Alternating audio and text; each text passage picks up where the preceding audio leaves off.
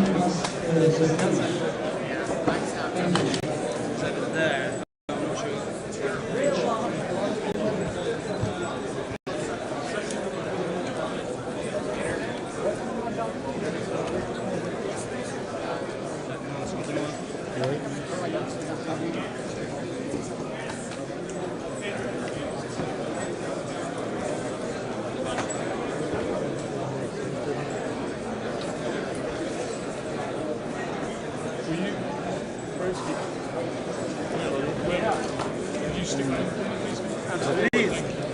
Mind your step, okay? Okay. هو لازم.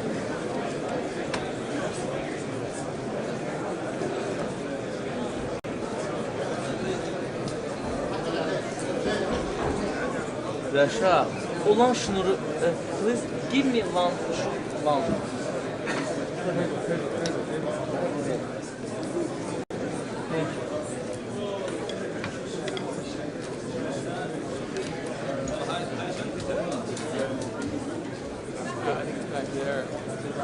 Where? You're wide, right? You're not honest.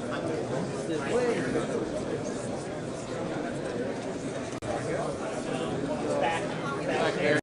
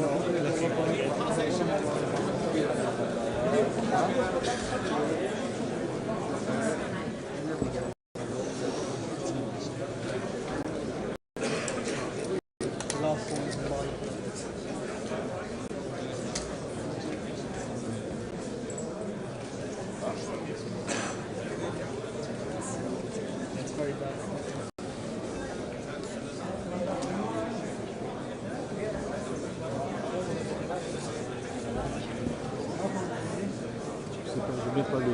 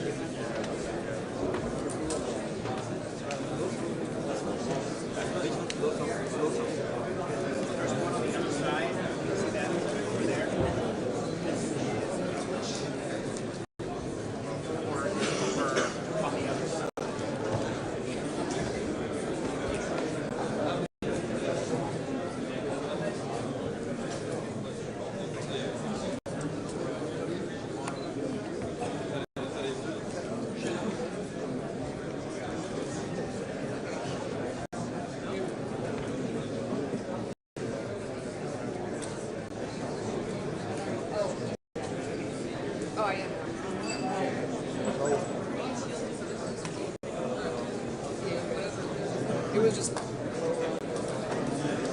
sure white balance. 46.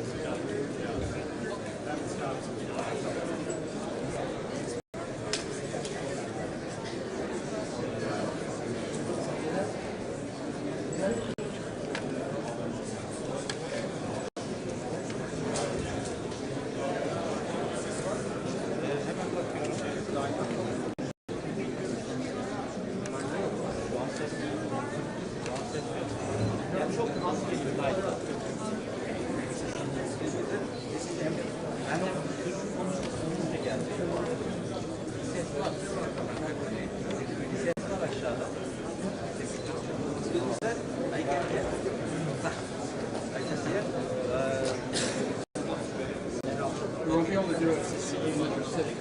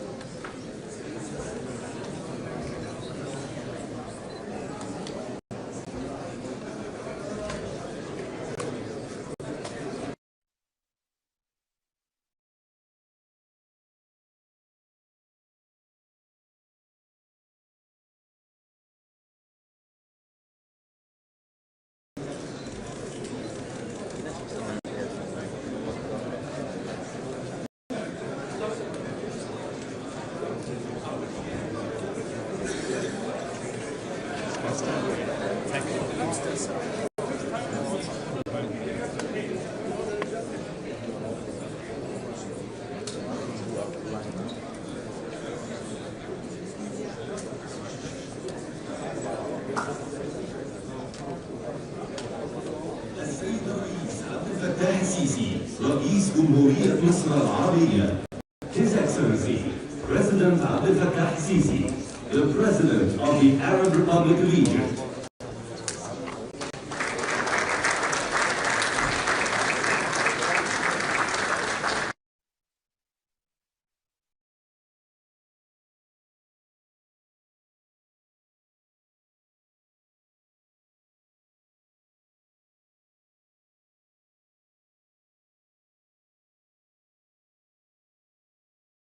Excellencies and Highnesses, peace be upon you and God's blessings. I welcome you all to Sharm el-Sheikh Peace Summit.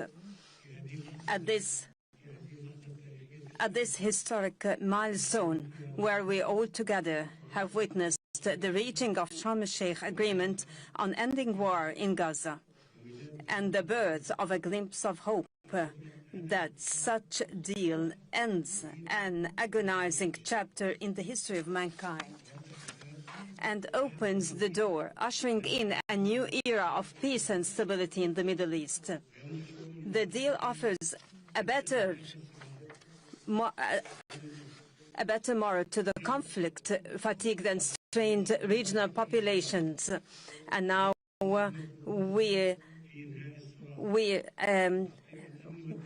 we receive the valorous peace leaders that attained peace in the entire world. Allow me to invite His Excellency, the American President Donald Trump, to join the peace lovers leaders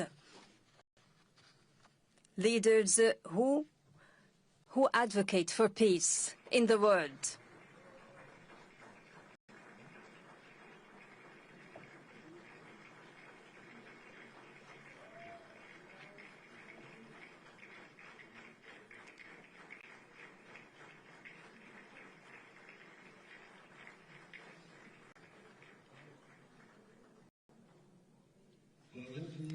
And I would like to express our profound appreciation to Your Excellency at this critical circumstance reflected in your proposed plan for ending this tragic war, a war during which humanity incurred significant losses. I would like to thank our partners in United States, Turkey and Qatar for their dedicated efforts, and I reiterate our support and aspiration to the execution of this plan, creating the essential political horizon for the implementation of the two-state solution, for it is the only pathway to the fulfillment of the legitimate ambition of both Palestinian and Israeli peoples, turning over the conflict page and safely live. Excellency President, you have demonstrated that genuine leadership doesn't mean war waging, rather the ability to bring it to a halt. We trust your leadership that is capable to carry out the current deal and to execute your entire staged plan. Excellency President, let Gaza war be the last of wars in the Middle East. Majesties, Excellencies and Highnesses, Egypt launched peace trajectory in the Middle East nearly half a century ago, specifically in November 1977. When the late President Anwar Sadat, may God shower him with his mercy, took unprecedented steady moves in the history of the region and initiated the historic visit to Jerusalem.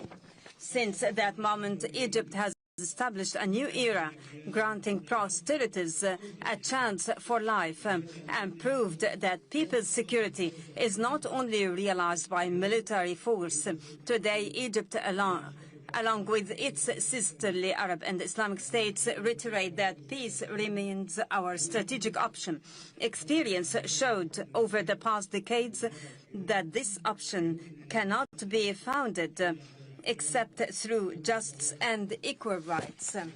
Based on this, and if the whole regional populations have always been relishing the right to their independent nations, the Palestinian people is not an exception. They too have the right to self-determination and to aspire for a future where war doesn't loom over, own the right to enjoy freedom and to live in their independent state, a state that lives side by side with Israel in peace, security, and mutual recognition.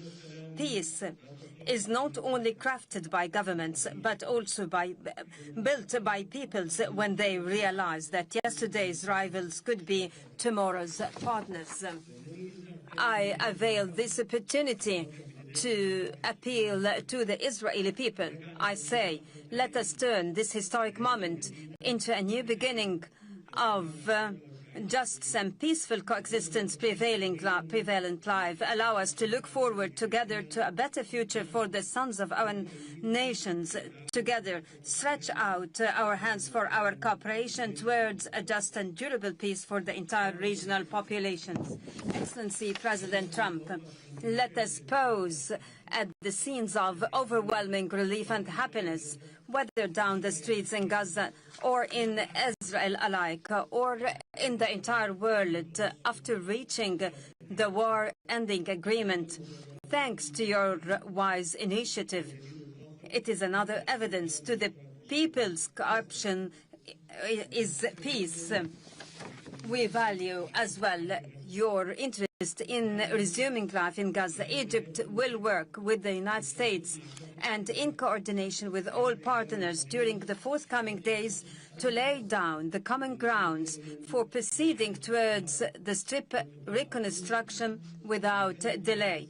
In this context, we are willing to host early recovery, reconstruction and development conference, which will be based on your plan for ending the war in Gaza, in order to provide livelihoods and to give hope to the Palestinians on their lands.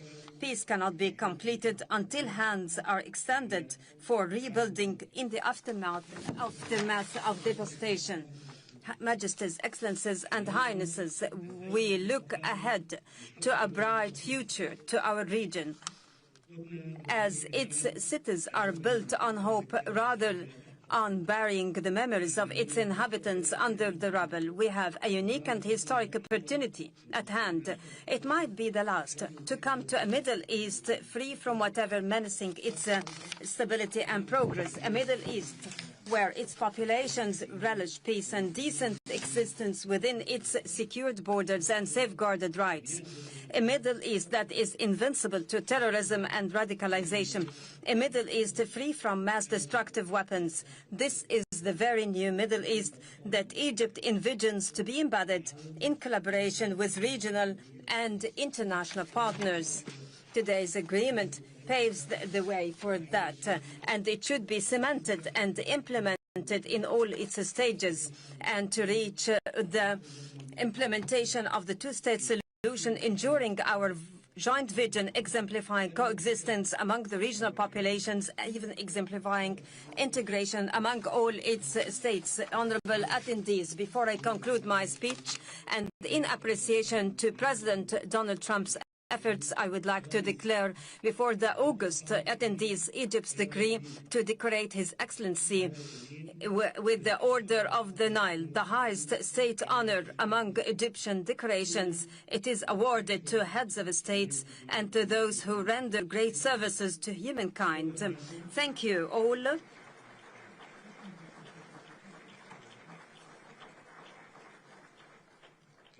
Now I invite the honorable guest to deliver his speech. Excellency President Trump, kindly proceed. The floor is yours.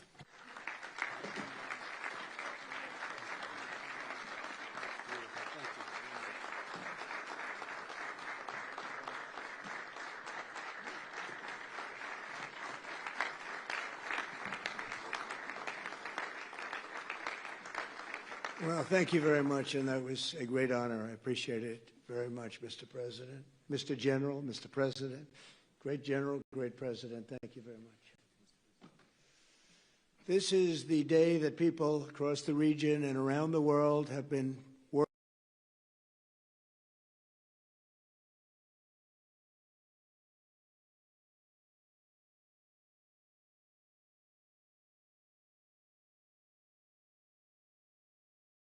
We've just signed. Those prayers of millions have finally been answered. As you know, the hostages have been returned, and further work goes on having to do with the, sadly to say, bodies. Together we've achieved what everybody said was impossible. Seen their mother, their father. They haven't seen them in such a long time, and they lived in a tunnel, a very little tunnel, very deep. And the level of love is just incredible. It's a beautiful thing to see. It's, in one sense, it's so horrible that it could have taken place, but in another sense, it's so beautiful to see a new and beautiful day is rising, and now the rebuilding begins. The rebuilding is maybe going to be the easiest part. I think we've done a lot of the hardest part, because the rest comes together. We all know how to rebuild, and we know how to build better than anybody in the world. I want to express my tremendous gratitude to the Arab and Muslim nations who helped make this incredible. But in golden words, I wouldn't say. I didn't expect that. I don't think he wants to stand. Oh, he's back there.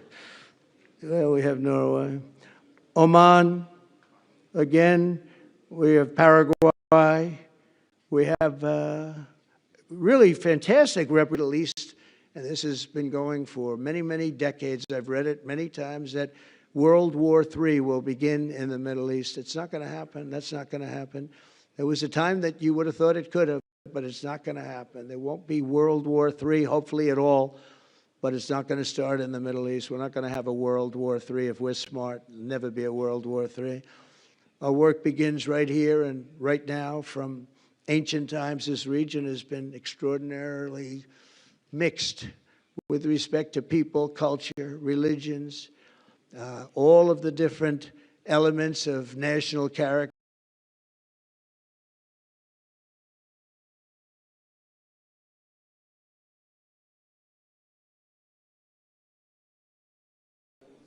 Thank you.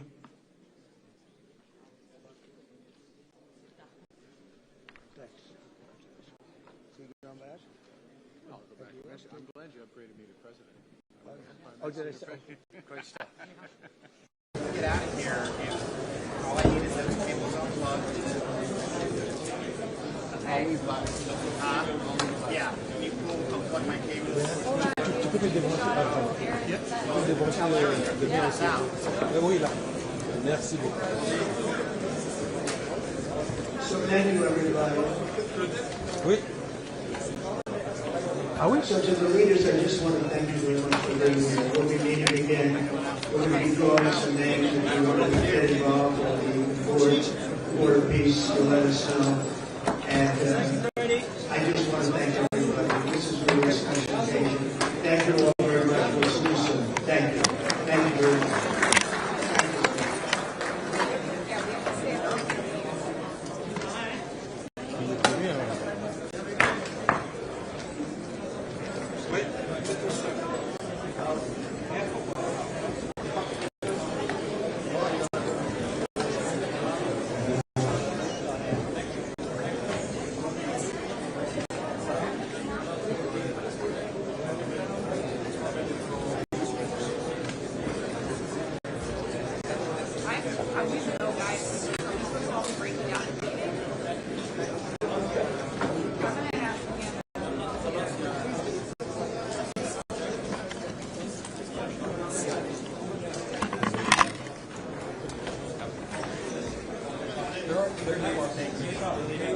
عايزنا نمشي.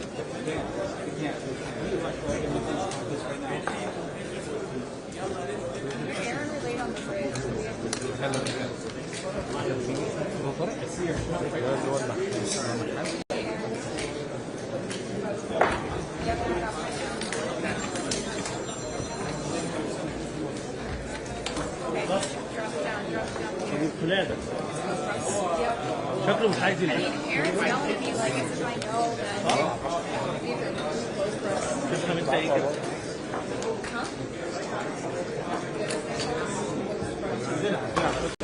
Wait, wait. Well, no one's supposed to be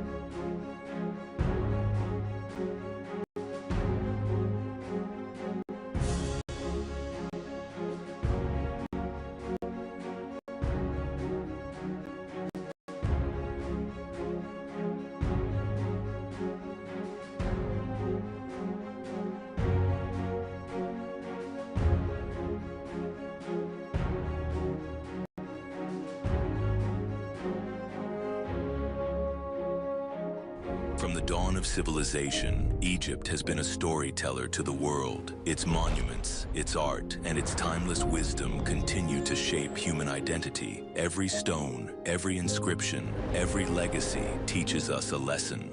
At the crossroads of continents, this is a land where civilizations met and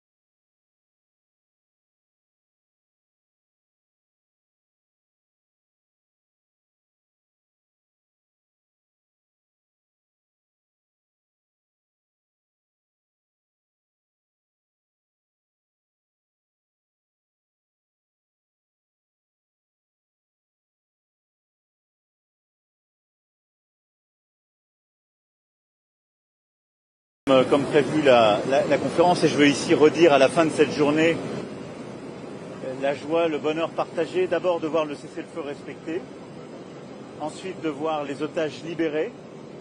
Et donc, quand je me suis exprimé devant vous ce matin, il n'y en avait que 7 qui étaient sortis. Maintenant, tous les otages, les 20 otages vivants ont été libérés, et d'avoir aussi des opérations humanitaires qui ont pu commencer à reprendre avec des volumes même plus importants que ceux qui ont été prévus. C'est ce que nous ont dit les représentants de CHA avec lesquels nous avons pu échanger, qui ont été aujourd'hui transférés. Donc c'est vraiment un acquis.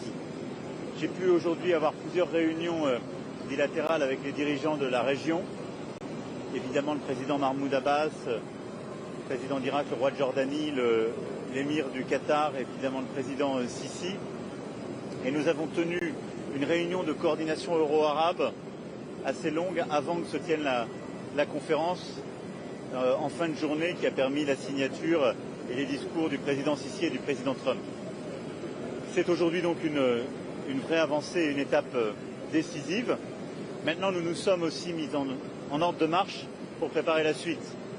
Et donc, dès demain, poursuivre les opérations humanitaires telles qu'elles ont commencé, mais les accélérer. Avec une coordination euro-arabe qui sera faite. Et nous allons engager avec les États-Unis d'Amérique et Israël pour nous assurer qu'il y ait un suivi international de ces opérations, parce que le grand danger, c'est qu'elles puissent être régulièrement bloquées et que l'aide humanitaire puisse accéder dans les meilleurs délais, en tout cas continue de se faire en temps réel, avec les bons volumes. Et nous avons réparti les rôles et les aides aussi pour les prochaines semaines. Il y aura dans les toutes prochaines semaines, vraisemblablement ici, une conférence humanitaire qui sera organisée et qui sera coordonnée de manière euro-arabe, avec chacun qui prendra la tête d'un des segments. La deuxième étape, c'est la stabilisation et la reconstruction, où là aussi nous allons mobiliser des financements pour très vite repartir dans la stabilisation, la reconstruction de Gaza. Comme je vous le disais ce matin, le deuxième élément de la coordination que nous avons acté, c'est la sécurité. Il y a unanimité pour vouloir une résolution du Conseil de sécurité des Nations Unies entre nous et la poussée. J'en ai parlé aussi tout à l'heure avec le président Trump et le secrétaire d'État Rubio pour aller en ce sens. Et donc le travail va être mené entre nous tous pour avoir une résolution qui permette d'ancrer les choses et de donner un cadre qui permettra aussi à plusieurs forces internationales de se déployer en soutien. Maintenant, il y a tout un travail technique qui va se faire pour définir les règles d'engagement, le statut de cette force, son rôle. En parallèle, évidemment, les forces de police et les forces de sécurité intérieure de l'autorité palestinienne seront déployées. Il y a un très gros travail qui est coordonné largement par l'Égypte et la Jordanie, qui existent depuis des années en la matière, auxquels nous contribuons, nous Européens, par des programmes de financement et de formation, et qu'on va monter en charge dès les prochains jours pour pouvoir, là aussi, financer et organiser ces forces de sécurité intérieure. Dès demain commencera aussi le travail technique sur la démobilisation et le désarmement du Hamas dans ce cadre. Enfin, nous commençons le travail sur la gouvernance, parce qu'il y a beaucoup d'ambiguïtés qui demeurent sur ce sujet, on le sait bien. Dans le plan américain, il y a un conseil de la paix, puis 2 comités, un comité international et un comité palestinien. Il y a à côté de ça tout un travail que nous avons suivi et accompagné, qui s'est fait depuis plusieurs trimestres, coordonné par l'Égypte, la Jordanie, mais avec tous les golfiques, et notre suivi qui a permis d'établir en fait ce qui est déjà un comité palestinien avec un processus de validation israélienne. Nous poussons pour que ce soit ce comité qui puisse s'installer le plus vite possible, qui permet de donner sa place à l'autorité palestinienne, d'assurer la coordination avec la Cisjordanie et qui est validé par Israël. À cet égard, nous avons beaucoup fait. Je veux remercier le président Sisi et le président Trump pour que le président Mahmoud Abbas soit invité. Il a pu être présent à la cérémonie et avoir toute sa place. On a pu valider qu'il soit associé à ces prochaines étapes étroitement, ce qui est un point clé. Parce que nous savons qu'on peut avoir entre nous des désaccords, ce qui est le cas sur les 2 États, entre par exemple les États-Unis et la France, mais la capacité que nous avons à emmener l'autorité palestinienne aujourd'hui, c'est la condition pour que les intérêts et la sécurité de la Cisjordanie soient préservés dans cette phase, reviennent au cœur du plan, et que la perspective politique des 2 États soit préservée. Voilà, je pas être plus long, pardon d'être un peu peut-être technique, mais ça a été l'acquis de cette journée, et donc qui va nous conduire, comme on l'a fait il y a quelques jours auprès du ministre, à poursuivre le travail pour que maintenant ça devienne une réalité qui s'installe.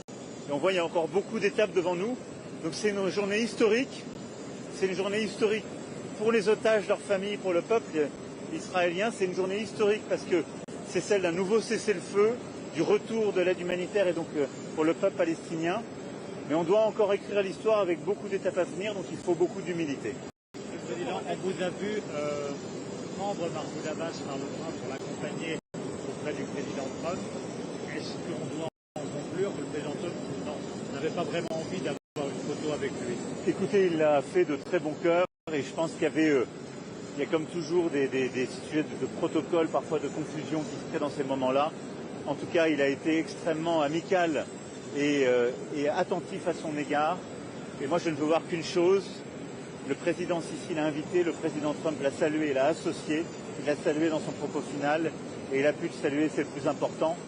Et si la France a modestement pris son bras pour faire quelques mètres, c'est un rôle qui nous va. Et au-delà, vous pensez que les Américains ont évolué un petit peu sur le mandat aux Nations Unies, Blair, etc. Ou est-ce qu'il reste encore... Écoutez, je pense que chaque jour, il faut améliorer les choses et avancer vers une internationalisation de cela.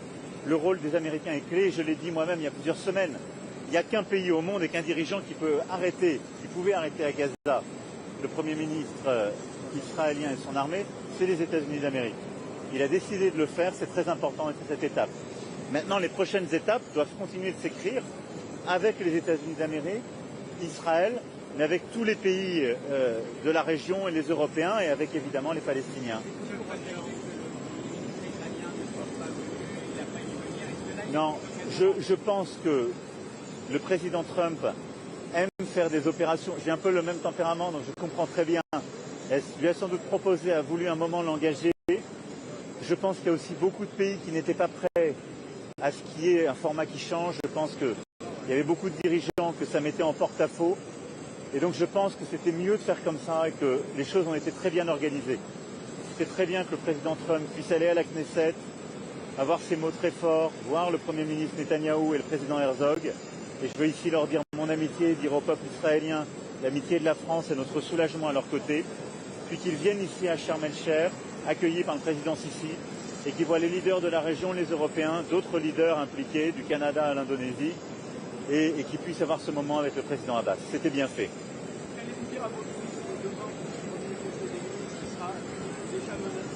Comme disait ma grand-mère, à chaque jour suffit sa peine. Donc je vais remonter dans mon avion et préparer demain. Est-ce qu'il y a d'autres questions sur...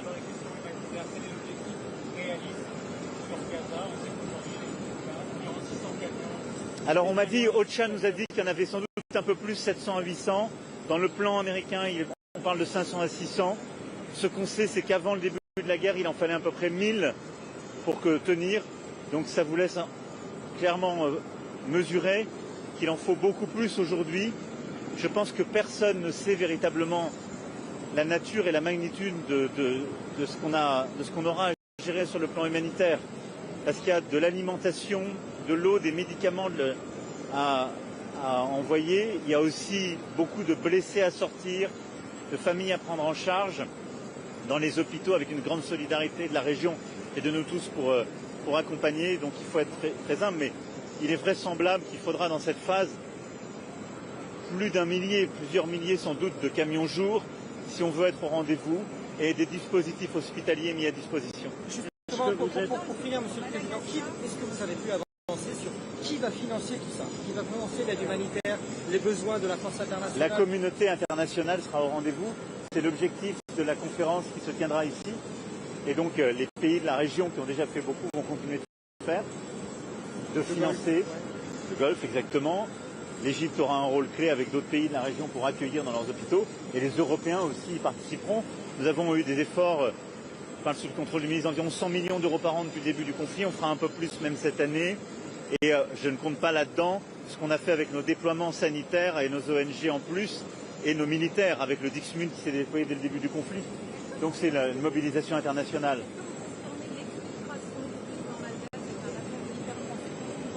Non, je ne confirme rien aujourd'hui. Je veux ici dire la grande préoccupation qui est la nôtre, dire l'amitié de la France à l'égard du peuple malgache. Et au fond, j'ai deux messages. Je pense qu'il est très important que l'ordre constitutionnel, la continuité institutionnelle soit préservée à Madagascar, parce qu'il en va de la stabilité du pays et des intérêts de la population aussi, pour que la communauté internationale puisse continuer d'aider.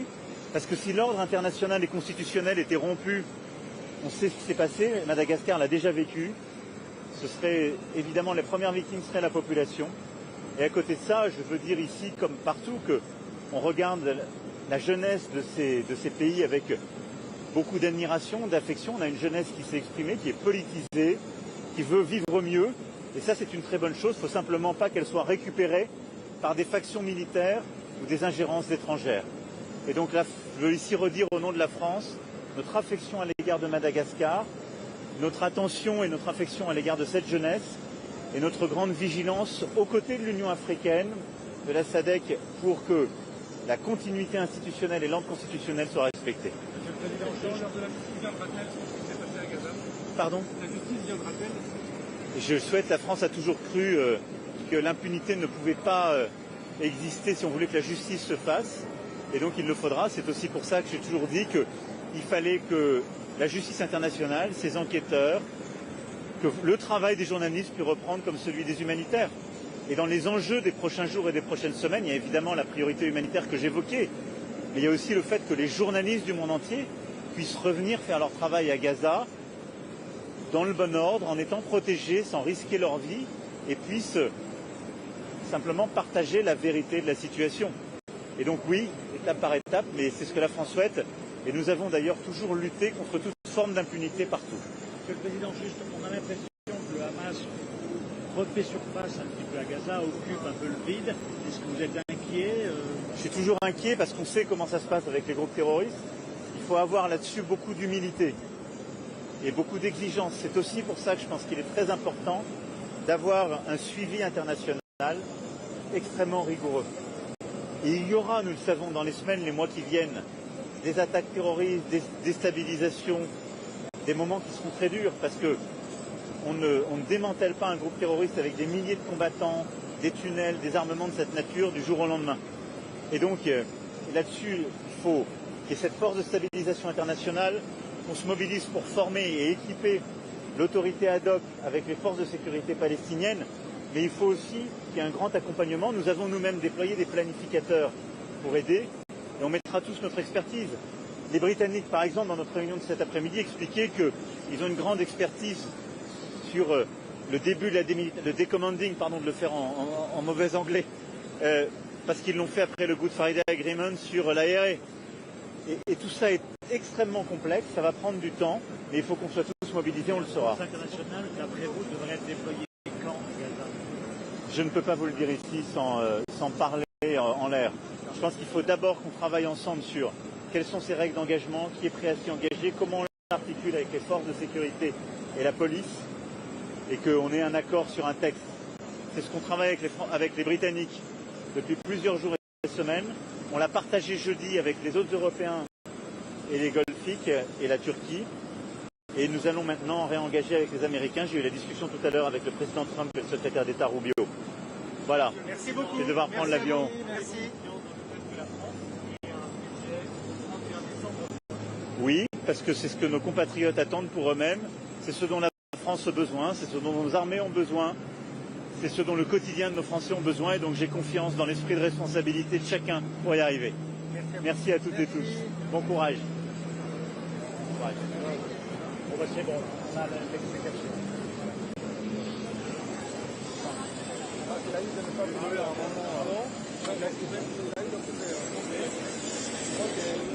Oh, merci.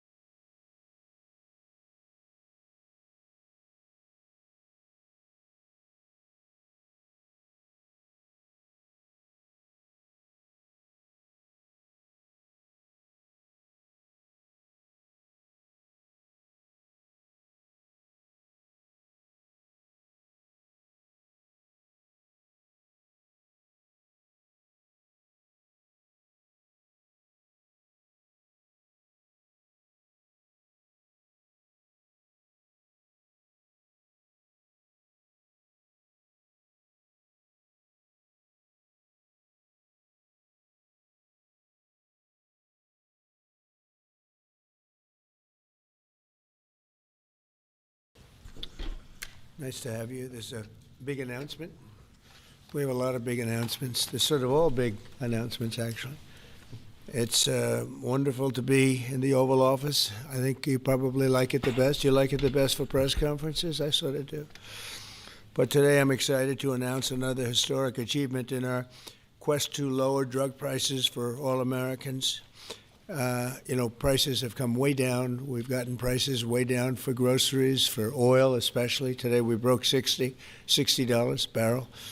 We think the oil is going to be under $2 a gallon very soon. That's about 70% lower than what it was just a year ago. So that's a big thing. And when the oil comes down, everything comes down. It's pretty beautiful to watch. AstraZeneca, the largest pharmaceutical manufacturer in the United Kingdom, is committing to offer Americans major discounts on their vast catalog of prescription drugs, one of the great companies, by the way, and a most favored nation's pricing clause. So most favored nation is you're going to pay whatever the lowest price anywhere in the world is, that's what you're going to be paying. And I had it going very well in my first term, but we were interrupted by a rigged election, so I was unable to carry it forward. We started it, but this was something one of the reasons I wanted to run again was we had to have favored nations where the world is not going to be paying just a tiny fraction of what we were paying. I want to thank CEO Pascal Soriot, a very highly respected, one of the most respected men in business and certainly in the industry, for joining us today, as well as Secretary Howard Lutnick, Secretary Robert F. Kennedy Jr., CMS Administrator Mehmet Oz, FDA Commissioner Marty McCary, and Virginia Governor, a man who's done an incredible job, and good luck with the upcoming election. I know you're working very hard. I watch you. You're right there. He's out there working. He wants to see that young woman win, and the Attorney General, who I endorsed, et cetera, et cetera. Glenn Youngkin. Thank you very much, Glenn. Thank you for being here. For many years, Americans have paid the highest prices anywhere in the world for prescription drugs by far, many times the amount that other countries are paying is ridiculous. Upon taking office, I signed an executive order to make sure that Americans pay no more for prescription medications than the lowest price for the same drug in other locations in developing nations. Today, AstraZeneca is committing to offer all of their prescription medications to Medicaid at most favored nations prices. In other words, the lowest price anywhere in the world, that's what we get. A move that will save American taxpayers hundreds of millions of dollars each year.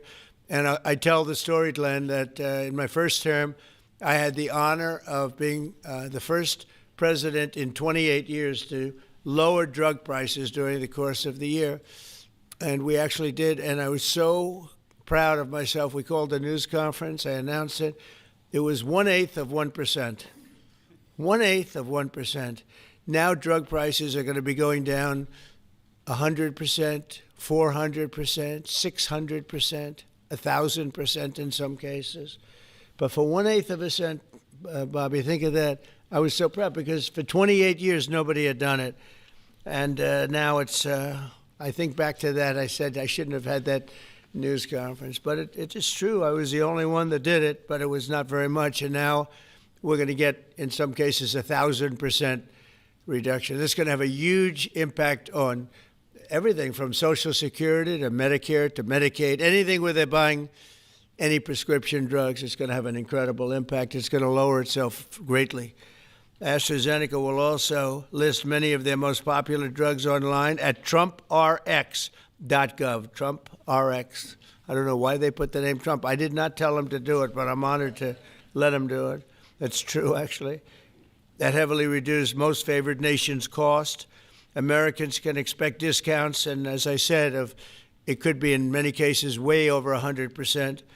And as an example, one particular drug that's hot, very hot, 654% on inhalers, COPD and asthma, as well as certain diabetics medications. They're going to be averaging about 654% reduction in price. You believe that one? The Democrats will say, well, he should have gotten more. It's crazy. In addition, all medications AstraZeneca introduces to the American market going forward will also be sold at these heavily discounted rates. Furthermore, AstraZeneca will invest $50 billion in the United States over the next 5 years for research and development of new drugs and to onshore manufacturing facilities across the country, like the new plant that broke ground yesterday in Charlottesville, Virginia, where the governor attended. They had a tremendous group of people attending. It's going to have 3,600 jobs just to begin with. And that's going to be a fantastic plant. I saw a picture. It's going to be the best, right? You can't get any better. This is a tremendous victory for Virginia and for American patients and for everything, for the country. It's an amazing company to have coming over to the United States in such a big way. That's going to be a big part of the company. Presidents have promised for years to lower the cost of health care, but my administration is actually the first to do it and do it substantially, do it at numbers that nobody thought, even I thought, were not possible. When you think of it, if you got a 1%, 2%, 5%, that's good. You did a good job. We're talking about 100, 200, 300, 500, 700. In some cases, some big, big numbers. And the largest drug companies in the world are working with us to make this a reality. And so I look forward to being at your opening of that incredible facility. I hear something, and it's in a great location, Len, right? One of the beautiful locations. So I'd now like to ask Secretary Kennedy to say a few words, followed by Dr. Oz, Pascal, Governor Youngkin, and we'll take some questions afterwards. Would anybody like to have some questions? Yes? Oh, I'm shocked. Okay, we'll take them right after, okay? Bobby, please. Thank you, Mr. President. I talked about this a little yesterday in the cabinet meeting, but it's worth repeating because it shows this historical achievement as really monumental.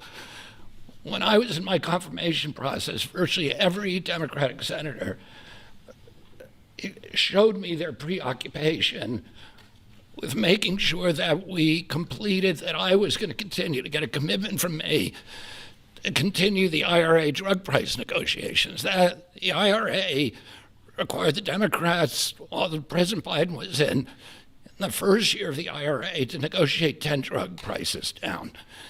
And then I was supposed to, my first year, negotiate 15 and 15 every year thereafter, and that was their plan. The Democrats claimed that they had a 22% reduction, and that was a great success. When we actually looked at that, when I came into the agency, we realized we were actually paying more for 8 of the 10 drugs. The 22% reduction was off of list price, and Medicare ended up paying more for 8 of the drugs, equal for the 9th, and about a 2% discount on the 10th drug. So that was the plan, and that's what they did. We are continuing the IRA negotiations, but thanks to the president's leadership, we have achieved something extraordinary here, which is a dream that he's had for 20 years because he's the common sense president. He saw something 20 years ago. He learned that we were paying 3, 4, 5, sometimes 10 times for the same drug as they were paying in European countries. Some of these drugs were manufactured in facilities in New Jersey and then sold for 1/10 the price in Great Britain, in London or Paris, that Americans were being charged for them here. He saw that this was unfair. Every Democratic president, every Republican president has said that this was the gold standard. This is what we needed to do. Nobody's been able to change it. And when we came in, I have to say I was pessimistic about doing MFN. Dr. Oz was pessimistic. Our staff, John Brook and Chris Klump and the other people we brought in were all pessimistic. The president saw something that we didn't see, which is we had leverage. And that came through Howard and the tariffs, and we had extraordinary leverage to craft these deals. So last week we had Pfizer in, which is one of the biggest American pharmaceutical companies. Today we have AstraZeneca in with Pascal Sorios, which is one of the biggest European pharmaceutical companies. And the president asked us to do three things. One, to get MFN prices. Two, to not bankrupt these companies. He understood that America has to be the center for innovation. The drug industry needs to innovate, that it's critical for its bottom line, it's critical for the health of the American people. And he asked us also to make sure that those companies would keep their promise to reshore this industry. For national security purposes, for our economy, it's critical.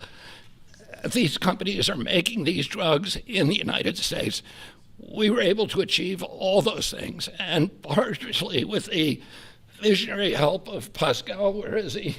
Of Pascal Zorias, who understood that innovation and the business doesn't work if everybody is not pulling the oars, if everybody doesn't have the skin in the game. Oh, the whole world was riding on our shoulders and riding on our dime. 70% of pharmaceutical revenues comes from this country. We only have 4.2% of the world's population, and we were paying for 80 or 90% of the innovation here, and the rest of the world was a free rider. And Pascal understood that that's not fair, and it's not a good, sustainable, long-term business model. And he came to the table. He was one of the first leaders to come to the table. I want to thank him for his vision, for operating with us in good faith. And this is an extraordinary deal. Not only that, but as the president just pointed out, he is also reshoring this industry here. He has 19 facilities already operating in this country. He has this other facility in Albemarle County that Dr. Oz went with Governor Youngkin and broke ground on yesterday. He has a second facility that is under construction in Kendall Square in Boston, another facility in Rockville, Maryland, and a fourth facility in Copper, Texas, right outside of Dallas-Fort Worth. And he's got plans for building many more in this country, thanks to the president's leadership, to the tariffs, and to the common sense the president has demonstrated in his own commitment to make drug prices lower for hardworking Americans. So I want to thank the president for your visionary leadership. I want to thank Dr. Oz for his part, and Marty McCary in negotiating this deal. Dr. Heidi Overton, Theo Merkel, Chris Klump, and John Brooks, who all played critical parts in the negotiation. And of course, Howard Lutnick, who was the key to these negotiations. Who do we bring up now? Dr. Oz. Thanks, Secretary. He'll take your place, Pascal. Oh, Pascal, I get to introduce Pascal, which I'll do with great joy and honor. So the world is watching as President Trump tries to make peace in every place he can go. But at the same time, President Trump is putting peace into the hearts of Americans and bringing peace of mind to them, especially Americans who cannot afford their medications. And just to put a number on this, as he releases us from the bondage of paying 3 times more for the exact same product made in the same factory, in the same pill box, in the same instruction manual overseas, rather in this country than we pay overseas, it creates an opportunity for us because, Mr. President, you're turning the art of the deal into the art of the heel. And that is something that you're going to witness today. And it's the second, we have more coming, but this is a very important one because I want to set the stage here. And Ms. Secretary, you're too modest. Secretary Kennedy did have a vision to push hard on this. He understood we could give the right medications to the right people at the right time. And there is nothing more maha than giving folks life-saving medications in a timely fashion so you prevent illnesses and treat other ones that have already occurred. You save lives that way. That literally is what was on the line as we began negotiating these. So let's set the stage. Where are we right now? Why this order? Last week in this very room, President Trump welcomed the CEO of Pfizer, and that company, a leading U.S. pharmaceutical company, pledged to provide exactly what the president promised. Massive discounts to allow us to have most favored nation drug pricing in this country so we don't allow our people to pay more than folks overseas. And this was unthinkable even 6 months ago, 7 months ago when we came into office. And Americans now have the ability to do that, but we needed to prove it was scalable. So we went to AstraZeneca. which is the leading pharmaceutical company in the entire world, but a massive opportunity in this march to MFN, a march to most favored nation drug pricing. And to have this message land clearly, we needed to make sure that the president's demand for fair drug pricing was heard all around the globe. And I actually think the single most powerful tool we had was the president, because people take him seriously. And some of the things that they were hearing overseas were alarming them enough that they began to realize the jig was up. So let's talk about the deal specifically. What are John Brooks, if you could be my Vanna White, please. John back there is Theo, Vince, Heidi were parts of the team. There are other members of the team I'll speak of in a second. So these are the 5 deal points. This is what Trump RX, by the way, which just launched, TrumpRx.gov, which was a unanimous name, by the way, Mr. President. He was not involved in picking the name, but it was not a difficult one to land on. We thought it had a catchy element to it. All primary care medications sold by AstraZeneca are going to be available on Trump RX, which means no more gaming, no more middlemen. Starting early next year, when you go to the website, you'll be able to see a marketplace. We're not selling the drugs. We're just making information available to everyone so you go to the right place to buy the right medication. Second, drugs for lung diseases are discounted massively, and that's over here on this line. The president highlighted 650%. They're significant discounts, and these are medications. We just picked the ones for lung disease and one for metabolic syndrome, diabetes, but there are others that are included. We have most favored nation pricing for everyone who is on Medicaid in this country. That's why Governor Youngkin is able to do backflips with his nimble 6'6" physique. Because for governors, this is a massive problem. If Medicaid prices continue going up, it crowds out other social services, which he'll speak to. We also have MFN for all new prescription drugs. Mr. President, by the time this term is done, 95% of all drugs sold in America, branded drugs and generic, will be available at most favored nation drug pricing. Americans are going to benefit if the prices drop abroad. So Secretary Lutnick is going to make sure that if we get better prices for these companies from our partner countries overseas, the American people see those benefits, and there's going to be onshoring of manufacturing. And as has been mentioned, I stood with Governor Youngkin and Pascal Soriot as we broke ground yesterday in Charlottesville, Virginia, a massive $4 billion facility. That's the hard hat, Mr. President. I know you like construction, so that was all I could bring back. But there was a lot of remarkable energy. And here's what that event really does. It sends a signal. It sends a signal for all countries around the world to stop freeloading off American innovation. It's done. It's not going to happen anymore with this president. And if you aren't picking up your end of the bargain, then you're going to be welcoming a lot of more companies to leave your shores and allow us to welcome them into our shores as they open up manufacturing facilities here. And for all the pharmaceutical companies out there, we're talking to all of you, pick up a shovel. This is a great place to build a facility, as AstraZeneca has shown us, and I think it has a wonderful opportunity in the future as well as this country continues to support the innovation Secretary Kennedy spoke about, because we're not compromising that at all. We're just getting fair prices for the American people. To the team, tough negotiations, Mr. President. You know how hard they can be. You can't get there without world-class negotiators, and we are blessed by individuals to work with the AstraZeneca team who are killers, head-to-head. And why? Because talented people out of the private sector are coming into government to serve this president in a generational opportunity that they feel in their heart will make a difference. John Brooks is part of that team. Chris Klump, Inma Hernandez, numerous other folks contributed as well. But we're open for business. And if you want a great position and a patriot, like the folks who negotiated these deals, please consider coming with us, because the president has made it clear that you will make a difference in government. Finally, I want to thank Pascal Soriot. Pascal is an interesting, almost enigmatic individual. He's a CEO of AstraZeneca. He is born in France, Australian citizen, knighted in Great Britain, running their largest pharmaceutical company. So you figure out the lineage. But one thing I know is a very, very smart man who came here early on, took the president seriously, and he recognized the inherent unfairness of the European model of global freeloading off our innovation. He appreciated the challenge, and he wanted to be part of the solution. So Pascal, take it away. Thank you so much. So, President Trump, it is really a pleasure to see you again, since I had a chance to meet you last time you visited the UK for your state visit. I know the King actually kept you late during the night, during your visit, late up at night. And I must thank you, actually, for returning the favor. I can tell you, you've kept me up at night and my team as well.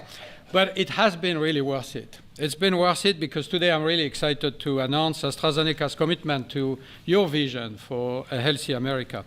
Great leadership is about having an ambitious vision that can energize people, and you appoint a very talented team that can deliver on this. Your vision is exactly that.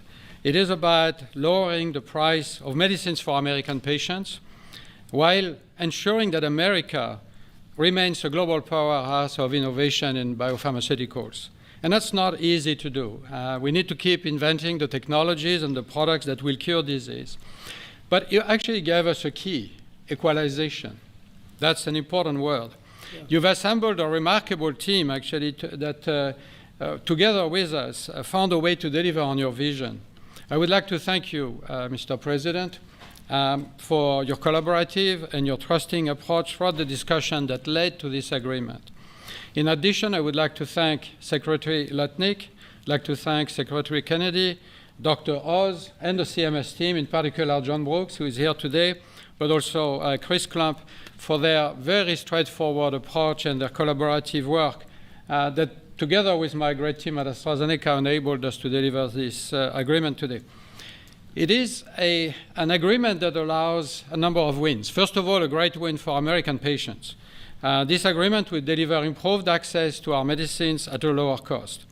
We've addressed the 4 points that you raised in your letter, ensuring Americans do not pay more than patients in other wealthy countries.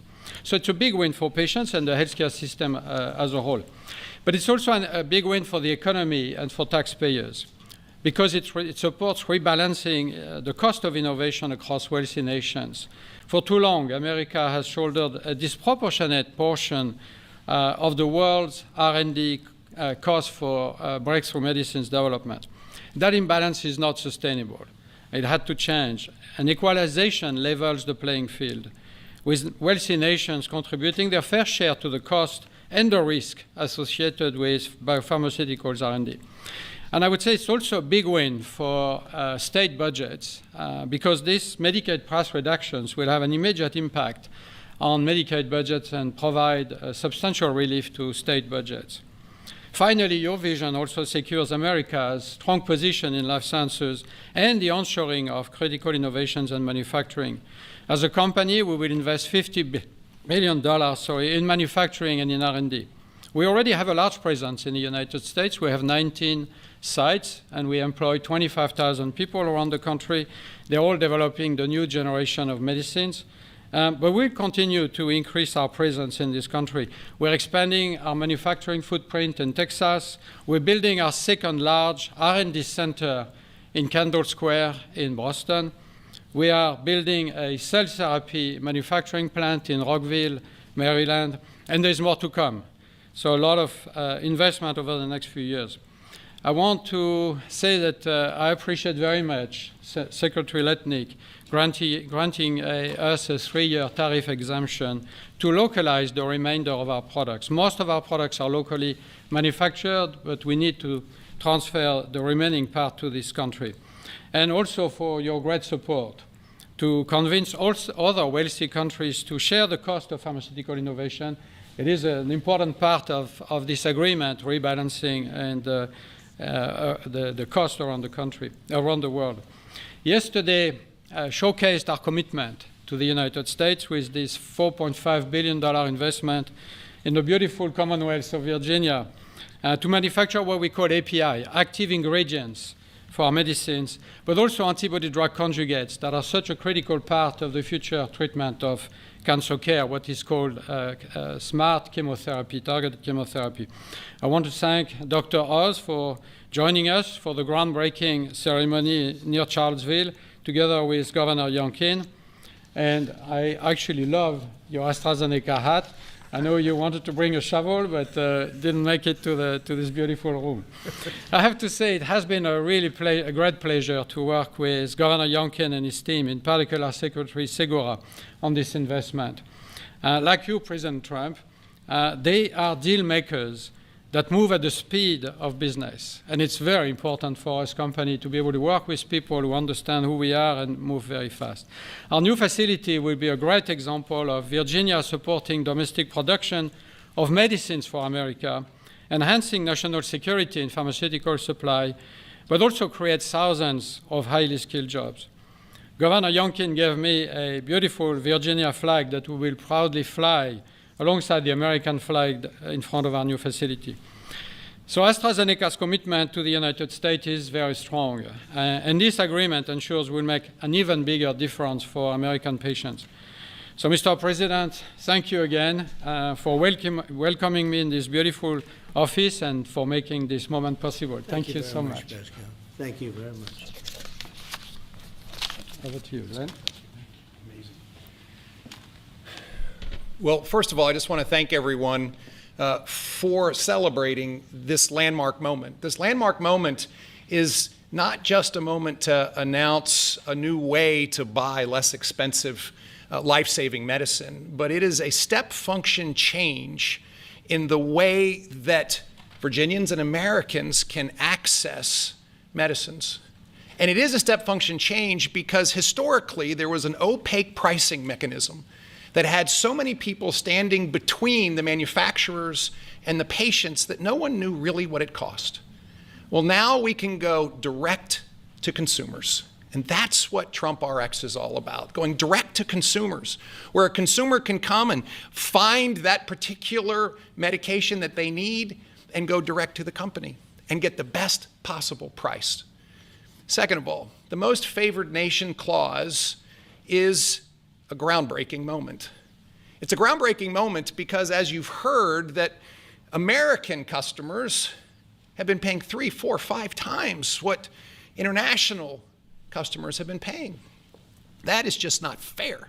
And Mr. President, I want to thank you for simply recognizing that America must come first. And Americans deserve the best pricing, not the worst. It changes everything for a state. In Virginia, we have $1.5 billion a year of pharmaceutical expenditure under our Medicaid plan. $1.5 billion a year. We save 10%, 20%, 30%. All of a sudden, 150, 300 million, 450 million in savings can be realized by a state. Now, I firmly believe that's the people's money, and it should go back in tax relief. But think about the change that that enables for a state as they manage their health care expenditures. Finally, Mr. President, you have driven a reshoring of critical supply chains that no one thought could happen. The industries that everyone thought were lost are now coming home, and with pharmaceutical manufacturing and active pharmaceutical ingredients particularly coming back to America, it changes everything. It's an economic moment for us. Yes, $4.5 billion into the Virginia economy, and that will in fact translate into $3 or $4 of extra economic impact for every dollar that is spent, 3,600 great paying jobs. But it's even more than that. This is a national security moment. And what you've just heard is one of the leading pharmaceutical companies in the world is choosing America, and yes, Virginia, to invest nearly $5 billion to build the most critical manufacturing for the future of America's health. That's not just a single example. It's happening all over. And in fact, in Virginia, Mr. President, we've been blessed with nearly $10 billion of commitments to build new pharmaceutical manufacturing in the great Commonwealth of Virginia. And therefore, I believe this is a moment to celebrate investment, but more importantly, to celebrate breakthroughs for American citizens to get access to life-saving medicines at costs that they deserve because they're all made here. Mr. President, you and your cabinet have been amazing. As a governor, I have found that the cooperation with every one of your cabinet members, and sir, yes, you, has been beyond compare that I could ever imagine. I want to thank you for helping us make Virginia great again, too. Thank you.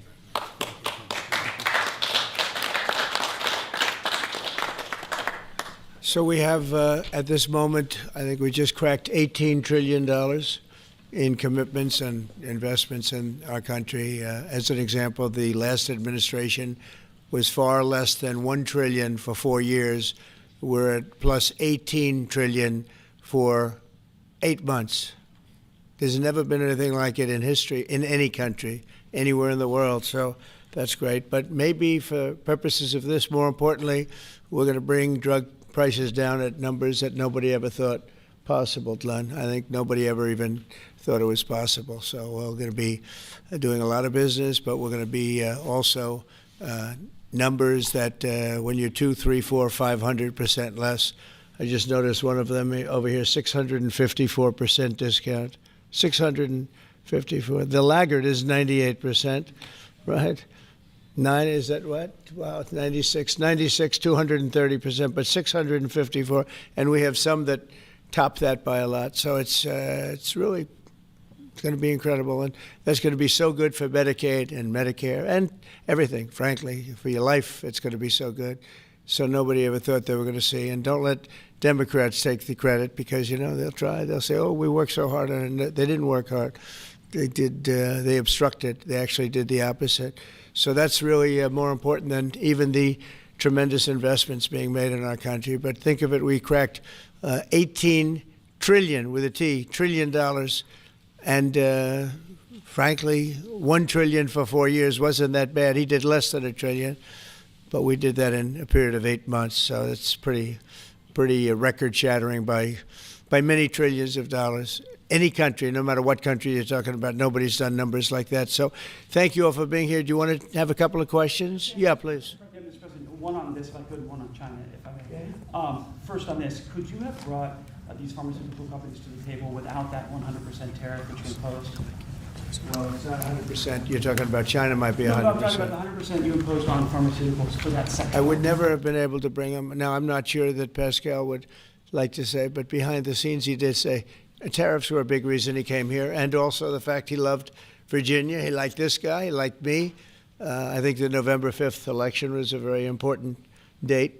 We had a good election, and that was important. But yeah, he's here. A lot of. I can speak for almost everybody that's here. Most of them are here because of tariffs, because you have to understand he has no tariffs. If you build in this country, there are no tariffs. So. Let me ask you about China, if I could. Just want to confirm: have you canceled your meeting with President Xi? And no, I haven't canceled, but I don't know that we're going to have it. But I'm going to be there regardless, so I would assume we might have it. But. They hit the world with something that really is not anything that people are going to do, and it was shocking. I can tell you, Howard and I and Todd, we all Scott, we were all speaking about it before, and we said, where did that come from? It was just that was out of the blue, right? Out of the blue, they came up with this whole import-export concept, and. Nobody knew anything about it. So. If they roll back their export controls, the new announcement, would you roll back? Look, we're going to have to see what happens. That's why I made it November 1st. We'll see what happens. Yeah. Mr. President, the last time, Mr. President. Go ahead, please. What else besides software could be on the table in terms of export controls? A lot more. I mean, you have software, but you have a lot more. We have airplanes. We have airplane parts. You remember that from last time. And we were just surprised at China. I have a very good relationship with President Xi, and they did that. This is not something that I, instigated. This was just a response to something that they did. And they didn't really aim it at us. They aimed it at the whole world. The whole world is subject to it. So I thought it was very, very bad. But we have many things, including a big thing is airplanes. They have a lot of Boeing planes, and they need parts and lots of things like that, Steve. Israeli Prime Minister Benjamin to accept the Gaza deal, and what will be your message to the Knesset when you speak to them? Well, he wanted it. It's been a long time. He's been fighting a long time. He's been fighting hard. He wanted it. It's a great deal for Israel, but it's a great deal for everybody, for Arabs, for Muslims, for everybody, for the world. And as you know, on Monday the hostages come back. They're getting them now. I mean, they're getting them now. They're in some pretty rough places under earth. They're in some pretty rough places where only a few people know where they are in some cases. So they're getting them, and they're also getting the bodies, approximately 28 bodies. And some of those bodies are being unearthed right now as we speak. I mean, they're working on it right now as we speak. It's a tragedy. It's a tragedy. No, he was very happy with it. And I can tell you that I saw Israel dancing in the streets, but they were dancing in Qatar and Saudi Arabia and UAE and many, many countries. I saw Egypt, they were dancing. I'll be going to Israel. I'll be speaking at the Knesset, I think, early on. And then I'm also going to Egypt. They were terrific. But all of the countries were great. Indonesia was great. Jordan was great. They were all great. Everybody wants this deal to happen. What happens in Gaza the day after the hostage release? Day after what? The day after the hostage release, what happens there then? Well, hopefully you're going to have great success I call it everlasting success. I think you will too. I think you're going to have tremendous success, and Gaza is going to be rebuilt. And you have some very wealthy countries, as you know, over there, and it would take a small fraction of their wealth to do that. But and I think they want to do it. And we're also setting up, as you know, a board of peace. It's called the Board of Peace. I don't know if that's the final name, but the word peace is definitely in there. They have asked me if I chair it. We'll make sure things go well. And how confident are you that the ceasefire will hold? I think it'll hold, yeah. I think it'll hold. They're all tired of the fighting. Don't forget, you had October 7th, which was a horrible day, 1,200 people killed. But Hamas has lost 58,000 people. That's big retribution. That's big retribution. People understand that. So, no, I think they're all tired of fighting. And this really gives the whole Middle East, this is beyond Gaza. Gaza is very important, but this is beyond Gaza. This is peace in the Middle East, and it is a beautiful thing. You know, it's a term that you and I have been hearing since we were very young, right? And now we have a chance of really having that. And as you know, most of the countries have passed all these resolutions. Every country is there. Iran came in. I was very happy to see that. I was very honored that Iran came in. They said they support it. Russia came in. President Putin, he supports it fully, very fully. So I was happy to see even countries that weren't necessarily involved in the process, they all support it. I don't know of anybody that does it. And I've never seen happier people than many of these places, not just Israel. Many of these places, they're all dancing in the streets. I've never seen anything like it. President, go ahead, please, in the back. Thank you. What guarantees did you give Hamas to persuade them that Israel will restart the bombing campaign once the hostages have been exchanged? What did I do with respect to them? Well, you know, I spoke a little bit tough, and that's what would happen. I mean, you have to speak tough. That's a tough world. That's a tough, as they say, neighborhood. And they're tough people. They're very tough people, and they're smart people. They're good negotiators. They have a lot of things going. They put that to good use. They're going to be very, very successful. But they knew the retribution would be tremendous, unsustainable. It would have been unsustainable. It would have been complete obliteration, and they didn't want that. And nobody wants it at this point. They want to get on with rebuilding the entire Middle East. It's not only Gaza. It's going to be the entire Middle East. They're going to be able to live in peace. Now, we have some little hot spots, but they're very small. You know the ones I'm talking about. They're very small. They'll be very easy to put out. Those fires are going to be put out very quickly. Yes, ma'am. Thank you, Mr. President.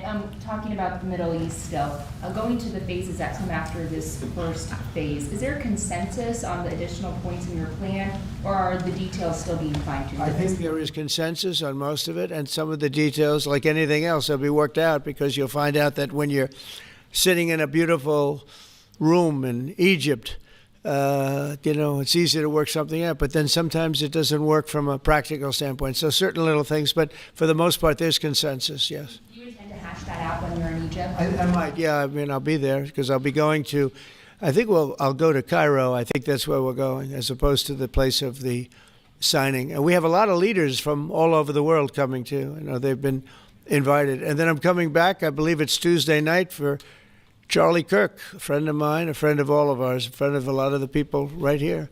And we're giving him the Presidential Medal of Freedom, which is the highest honor you get outside of the Congressional Medal of Honor. One's military, one's civilian, but it's the greatest honor. And Eric, his beautiful wife, is going to be here, and a lot of people are going to be here. So, it's not easy for me to get back. it's a very quick trip, but I'll be making 2 major stops, and then I'll be on the plane trying to get back in time for Charlie. They're going to have a great celebration at the White House, in the East Room of the White House. Mr. President? Russell Vogt said the reductions in force have begun related to this shutdown. How many layoffs have you authorized for this first round, and from which agencies? And it will be Democrat-oriented, because we figure, they started this thing, so they should be Democrat-oriented. It'll be a lot, and we'll announce the numbers over the next couple of days, but it'll be a lot of people, all because of the Democrats. I mean, they want to give $1.5 trillion to people that came into the country illegally. More important than that, because we all have a big heart. We want people to be taken care of, but we have 0 people coming in. You know that, Glenn, right? That's a pretty impressive number, even for a successful governor.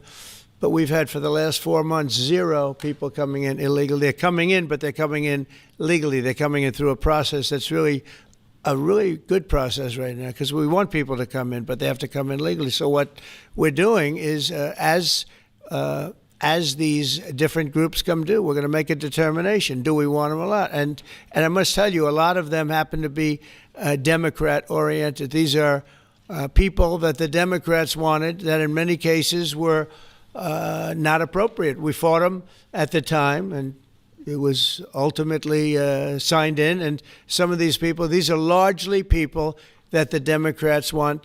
Many of them will be fired. Yes, please, behind. The Nobel Peace Prize was announced this morning. Your thoughts? Which one? The Nobel Peace Prize. Your thoughts?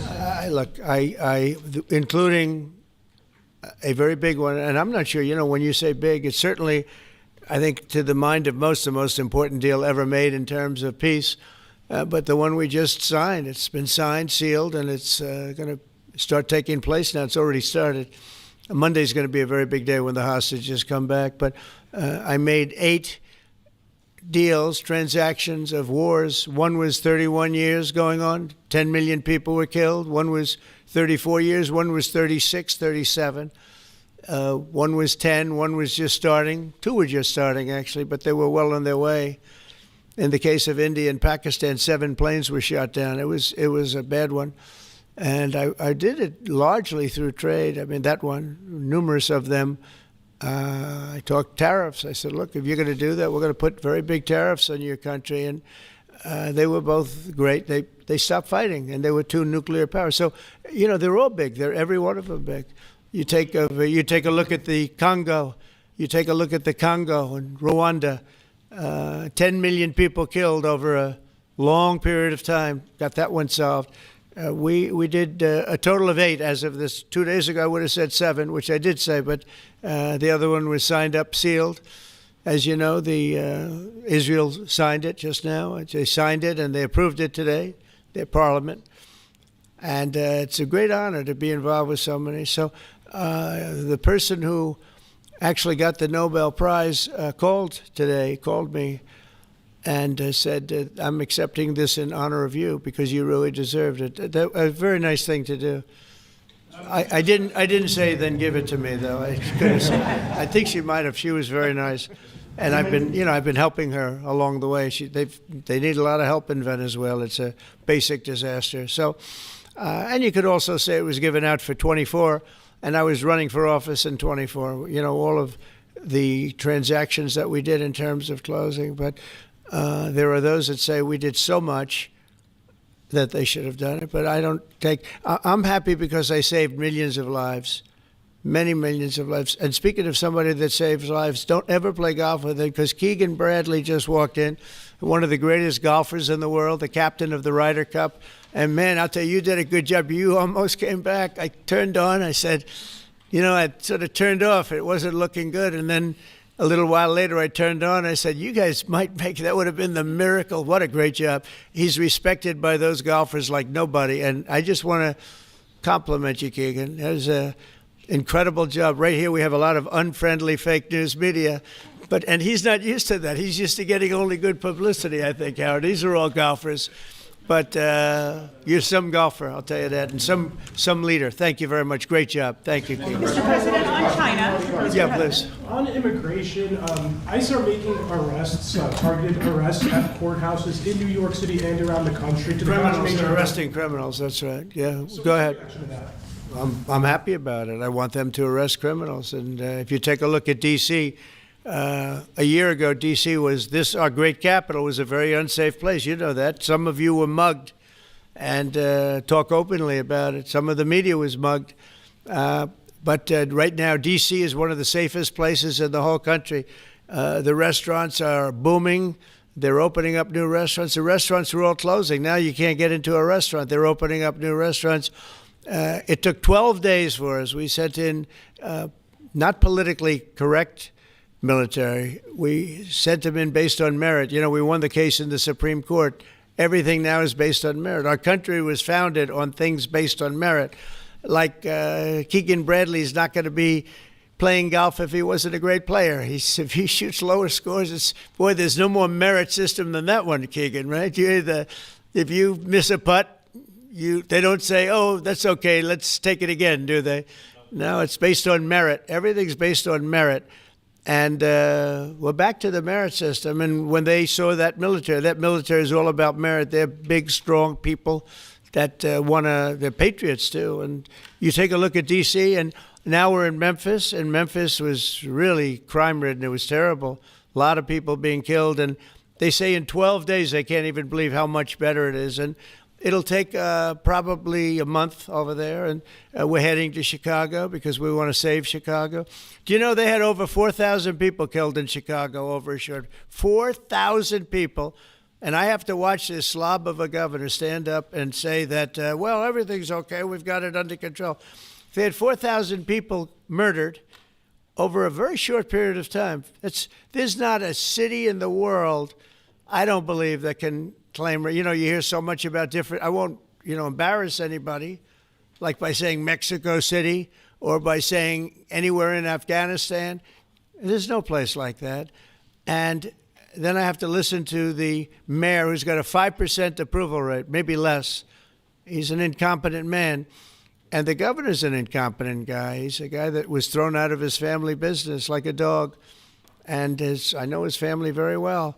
And now he's a governor. And when I watch him trying to say that it's okay, we have crime under control, I lost 4,000 people over a very short period of time. I believe it's like 7,000 people were shot but didn't die. But 4,000 people died. And then he gets up and talks about how it's not a problem. Or Portland, Oregon. I mean, every time I look at that place, the place is burning down. There's fires all over the place. When a store owner, there are very few of them left, but when a store owner rebuilds a store, they build it out of plywood, and they don't put up storefronts anymore. They just put wood up because they know it's going to be ripped down. And then I hear how wonderful it is. It's not wonderful. It's a disaster. That's almost an insurrection, that place. So we put our people in there, and they do the job, and they've really done the job. And the beautiful thing is we've done it. 12 days we had this place safe, and now it's, I would say within a month it was beautiful, and it continues to be. That was 3 months ago. I'll tell you, D.C. now is one of the hottest places, just like this country. We were a dead country, and you've heard me say it 100 times. We were a dead country. King of Saudi Arabia said it. Others say the Emir of Qatar said it. Many. UAE said it. The leader, great leader, UAE, all great leaders, they said effectively the same thing. 1 year ago, we had a dead country. Now we have the hottest country anywhere in the world. I just want to thank everybody, and I want to, in particular, thank AstraZeneca. What a great company you have. What a company you've built. You've been there a long time and done some job. It's an honor to have you. I assume you're going to build, so it's $4.5 billion for a plant. That's a pretty big plant, isn't it? I was going to say, could he make it a little bit more? Well, we have a couple of them where they're going to spend $65 billion on one plant. AI. All I know is it's, AI is based on information. I hope they're right about information. I don't know. You got to make a lot of money there's got to be a lot of information out there, but that seems to be pretty hot. But we have a lot. We're leading the world on information on AI, as you know, by a lot. It's not even close. So we're doing a job. And I want to thank everybody, but in particular, Pascal, thank you very much. It's a great honor. Thank you. Thank you very much. Thank you, everybody. Have a good time. Thank you, press. Thank you, press. Thank you, press. Let's go. Thank you. Thanks, guys. Thank you. Thank you, press. Thank you, press. Let's go. Let's go. Thank you.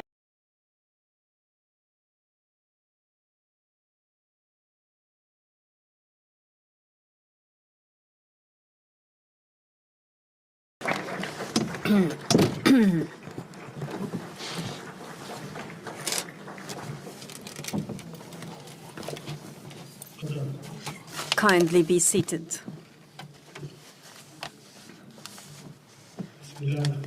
In the name of God, the gracious, the most merciful, Your Excellence, Your Majesties, Excellencies, and Highnesses, peace be upon you and God's blessings. I welcome you all to Sharm el-Sheikh Peace Summit.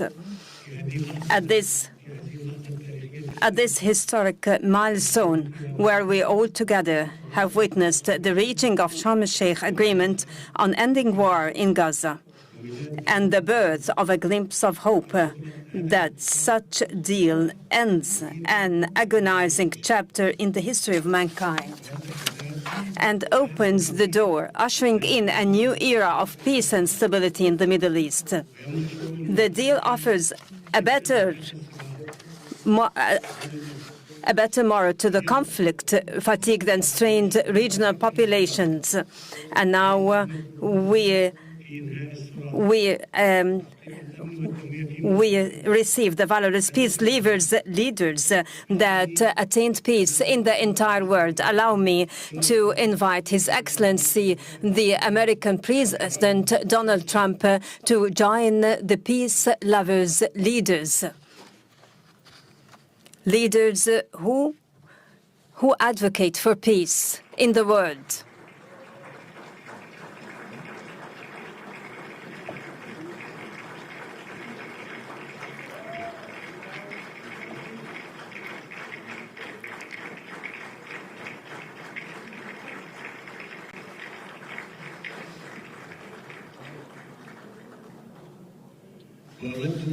And I would like to express our profound appreciation to Your Excellency at this critical circumstance reflected in your proposed plan for ending this tragic war, a war during which humanity incurred significant losses. I would like to thank our partners in United States, Turkey and Qatar for their dedicated efforts, and I reiterate our support and aspiration to the execution of this plan, creating the essential political horizon for the implementation of the two-state solution, for it is the only pathway to the fulfillment of the legitimate ambition of both Palestinian and Israeli peoples, turning over the conflict page and safely live.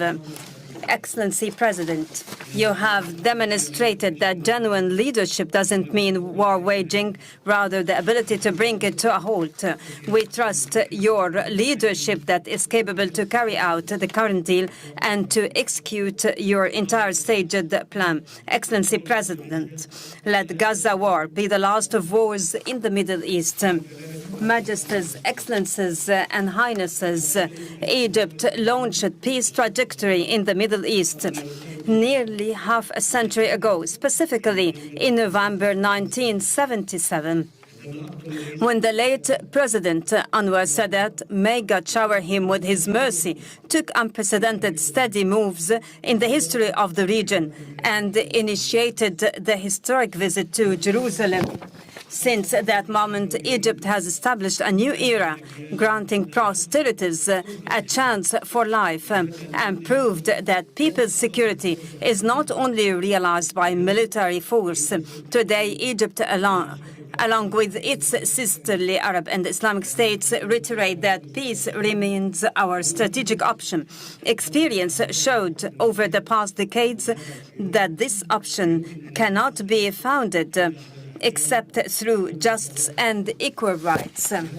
Based on this, and if the whole regional populations have always been relishing the right to their independent nations, the Palestinian people is not an exception. They too have the right to self-determination and to aspire for a future where war doesn't loom over.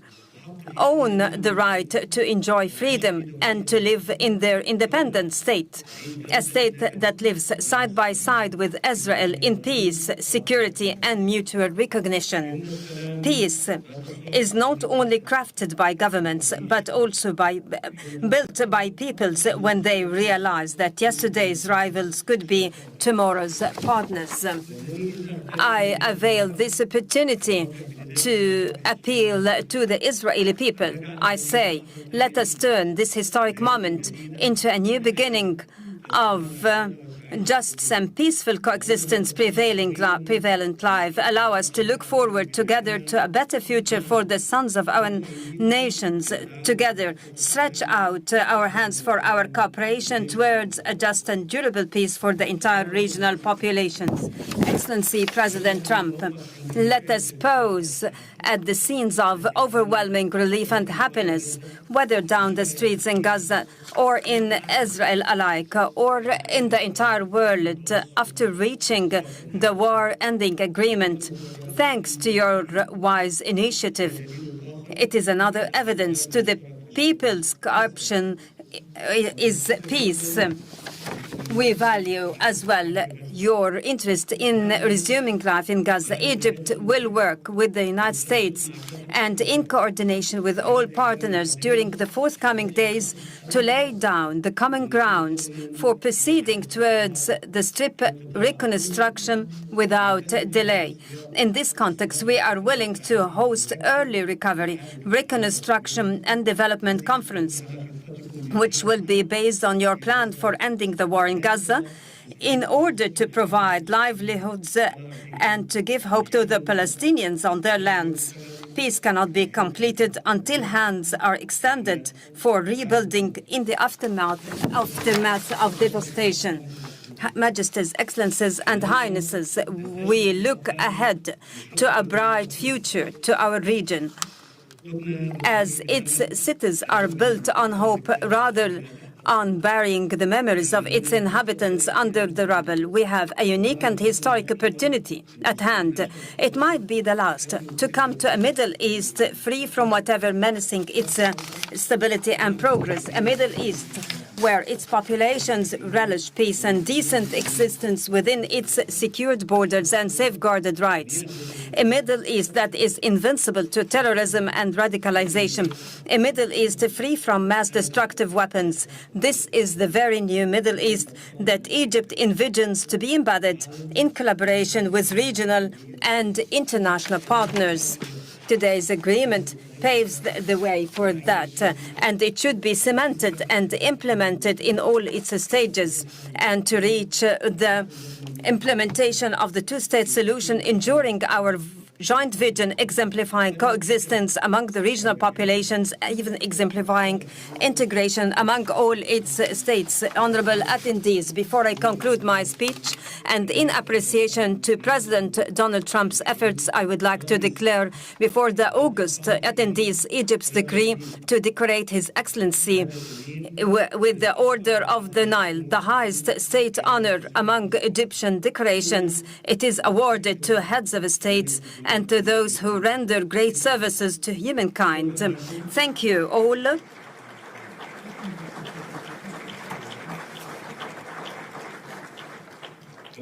Now I invite the honorable guest to deliver his speech. Excellency President Trump, kindly proceed. The floor is yours.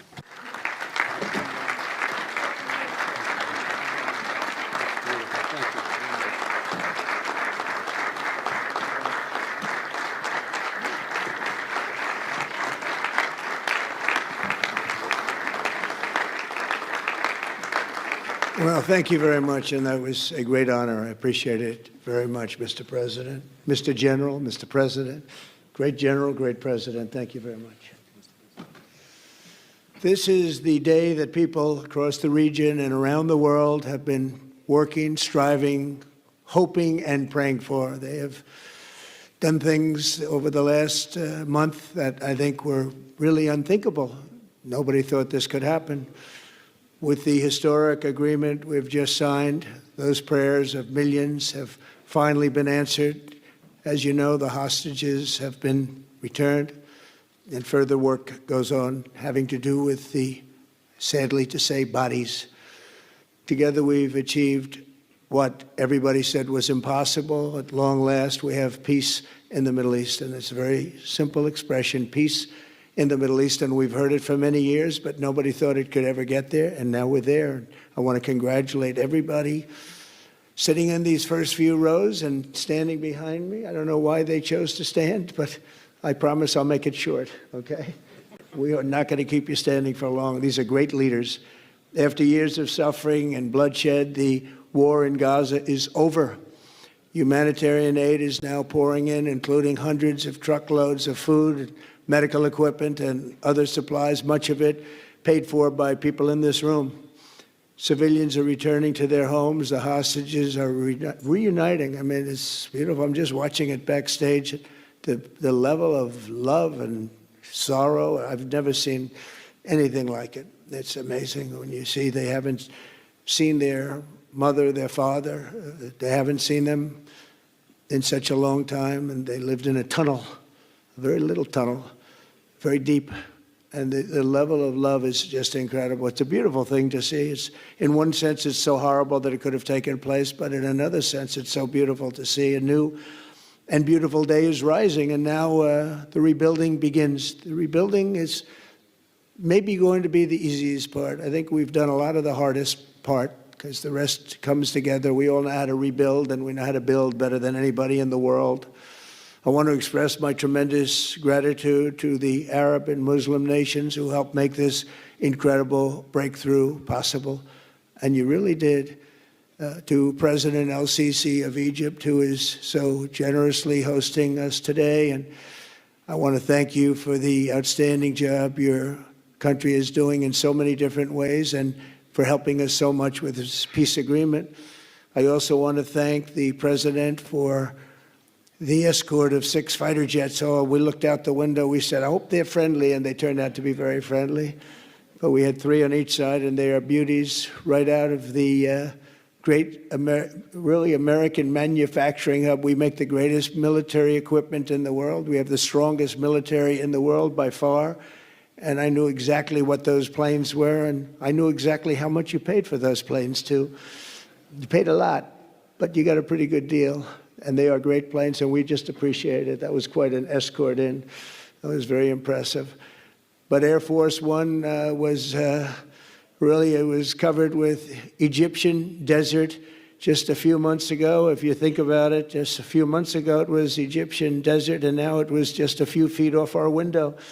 And it was a spectacular sight, and I appreciate it very much. Really, that was pretty good. You got our people by surprise. I don't know if they were thrilled right at the beginning, but they were thrilled as we sailed along very, very calmly and safely. And I'm deeply honored to receive from you, Egypt's highest state honor, the Order of the Nile. The Nile is so beautiful, so magnificent. It's such a beautiful title, the Order of the Nile. Thank you very much, Mr. President. Appreciate it. Great honor. I also want to give a very special thanks to the Emir of Qatar, a man who's outstanding. He's been a friend of mine for a long time, long before politics, and he's a fantastically respected man. His Highness Sheikh Tamim is respected by everybody. He's respected by everybody, and in the most positive way, not only because of power, because of his heart. He's got a tremendous heart, and he's a great leader, and his country loves him. Thank you very much for being here. It's an honor. Let me also express our condolences to the Qataris on the tragic car crash that claimed the lives of your cherished diplomats, some of whom were known by our people, and they were supposed to be incredible people. So please extend our sorrow and best wishes. That was tough. That was really tough. On this extraordinary occasion, I also want to give our sincere thanks to President Erdogan of Turkey. He's always there when I need him. He's such a tough guy. He is tough as you can be, but we love him. And when they have a problem with you, they always call me to handle it. And usually I come through. We just have a good relationship, and we have from the beginning. And so I want to thank you very much and say hello to your wife, your beautiful wife. And It's great to be with you. Always there. When I need him, he's always there. Thank you very much, Mr. President. And I also want to thank, I just spoke to him on the phone, His Royal Highness Crown Prince Mohammed, Saudi Arabia, a special friend of mine. Boy, he's come so long and so far, and he's doing a fantastic job for his country. And I want to just thank him. And, His Highness Sheikh Mohammed of the United Arab Emirates is here. Where? He's here someplace. Well, oh, he's not here. But he's here in spirit, I can tell you that. And he's been another one. He's been absolutely incredible, and we appreciate it very much. And His Majesty King Abdullah of Jordan. And thank you very much, King Abdul of Jordan. He's here. Thank you. Thank you. Thank you very much. And you really have been a great helper. We appreciate it. Appreciate it. Prime Minister Sharif of Pakistan, and also I have to say my favorite field marshal from Pakistan, who's not here, but the Prime Minister is here, and you're going to give his regards. Where are you? There you go. Thank you very much. Do you want to say what you said to me the other day? And come, would you like to say what you said the other day? I think it was so nice. Please. Thank you very much, my dear President Trump, my dear brother, President Fath el-Sisi of Egypt, Majesties, Highnesses, Excellencies, ladies and gentlemen, Assalamu alaikum, and a very good evening. Well, I would say today is one of the greatest days in contemporary history, because peace has been achieved after untiring efforts led by President Trump, who is genuinely a man of peace, who has relentlessly and untiringly worked throughout these months, day in and day out, to make this world a place to live with peace and prosperity. I would say that Pakistan had nominated President Donald Trump for Nobel Peace Prize for his outstanding, extraordinary contributions to first stop war between India and Pakistan, and then achieve ceasefire along with his very wonderful team. And today, again, I would like to nominate this great president for Nobel Peace Prize, because I genuinely feel that he is the most genuine and most wonderful candidate for Peace Prize, because he has brought not only peace in South Asia, saved millions of people, their lives. And today, here in Sharm el-Sheikh, achieving peace in Gaza is saving millions of lives in the Middle East. Mr. President, I would like to salute you for your exemplary leadership, visionary leadership. And I think that you are the man this world needed most at this point in time. World would always remember you as a man who did everything, went out of the way to stop 7 and today 8 wars. I would like to thank my very dear brother, Sheikh Tamim. He's Akh al-Shakik, who has really worked very hard along with others to achieve peace in this region. My very dear brother, President Tayyip Erdogan, His Majesty, King Abdullah, and of course, my very dear brother, Mohammed bin Zayed of UAE, and of course, my very dear brother, Crown Prince of Saudi Arabia. And he has also been very, very helpful and contributed very valuably in this wonderful peace process. Ladies and gentlemen, I wouldn't want to take more of your time. Suffice it to say, had it not been for this gentleman, not only, who knows, India and Pakistan are both nuclear powers. Had he not intervened along with his wonderful team, during those 4 days, the war could have escalated to a level. Who would have lived to tell what happened? And similarly, here in this part of the world, in the Middle East, Mr. President, your valuable contribution along with President Sisi, I think history will remember in golden words. I wouldn't say more, except God bless you, God give you long life to serve like this for all time to come. Thank you very much. So beautiful. Thank you very much. Wow. Thank you very much. Very kind. Thank you. Wow, I didn't expect that. Let's go home. There's nothing more I have to say. Goodbye, everybody. That was really beautiful and beautifully delivered. Wow, thank you very much. Also with us is President Prabowo, a very incredible man of Indonesia. President, come here.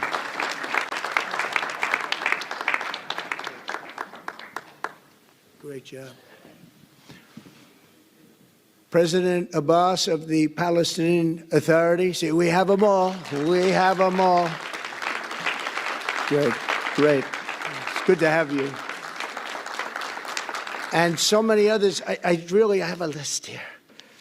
This first 3 rows and what's standing behind me, I don't know why they chose to stand, but it's there. They're going to be very famous tomorrow, all of them. We have the Arab League is represented by His Excellency, and thank you very much for being here. Thank you very much. We have Armenia, and Azerbaijan. That's a little war that we stopped. That's a little war. There they are. Look at them. They're sitting. When I met with them, it was in the Oval Office. They fought for like 31 years or some crazy number. And they had one sitting on that side of the Oval Office, one sitting. By the time we finished in 1 hour, they were both hugging each other. And now they're friends and they're getting along great. Look at it. So I want to thank you both. That's incredible. Really incredible. So you have Armenia and you have Bahrain, you have Canada. It's so great to have, in fact, the president called and he wanted to know if it's worthwhile. He knew exactly what it was. He knew the importance. Where's Canada, by the way? Where are you? Where are you? He knew the importance of this. He said, I want to be there. So many people have done that. They called. I mean, they heard about it. And these are not people that can do that very easily. They have pretty big schedules, to put it mildly. The most powerful people.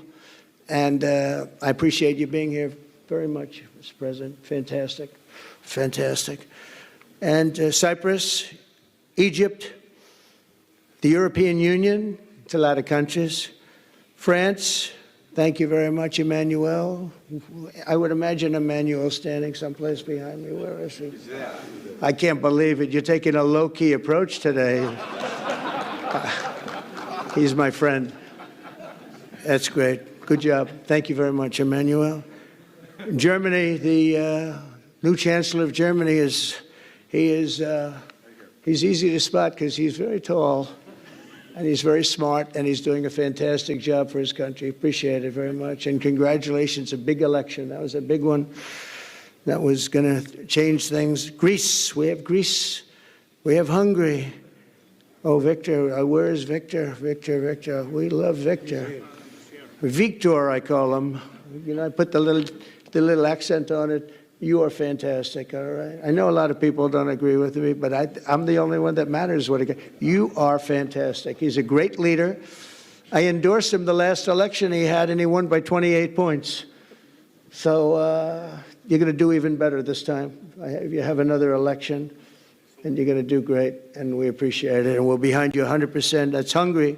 India is a great country with a very good friend of mine at the top, and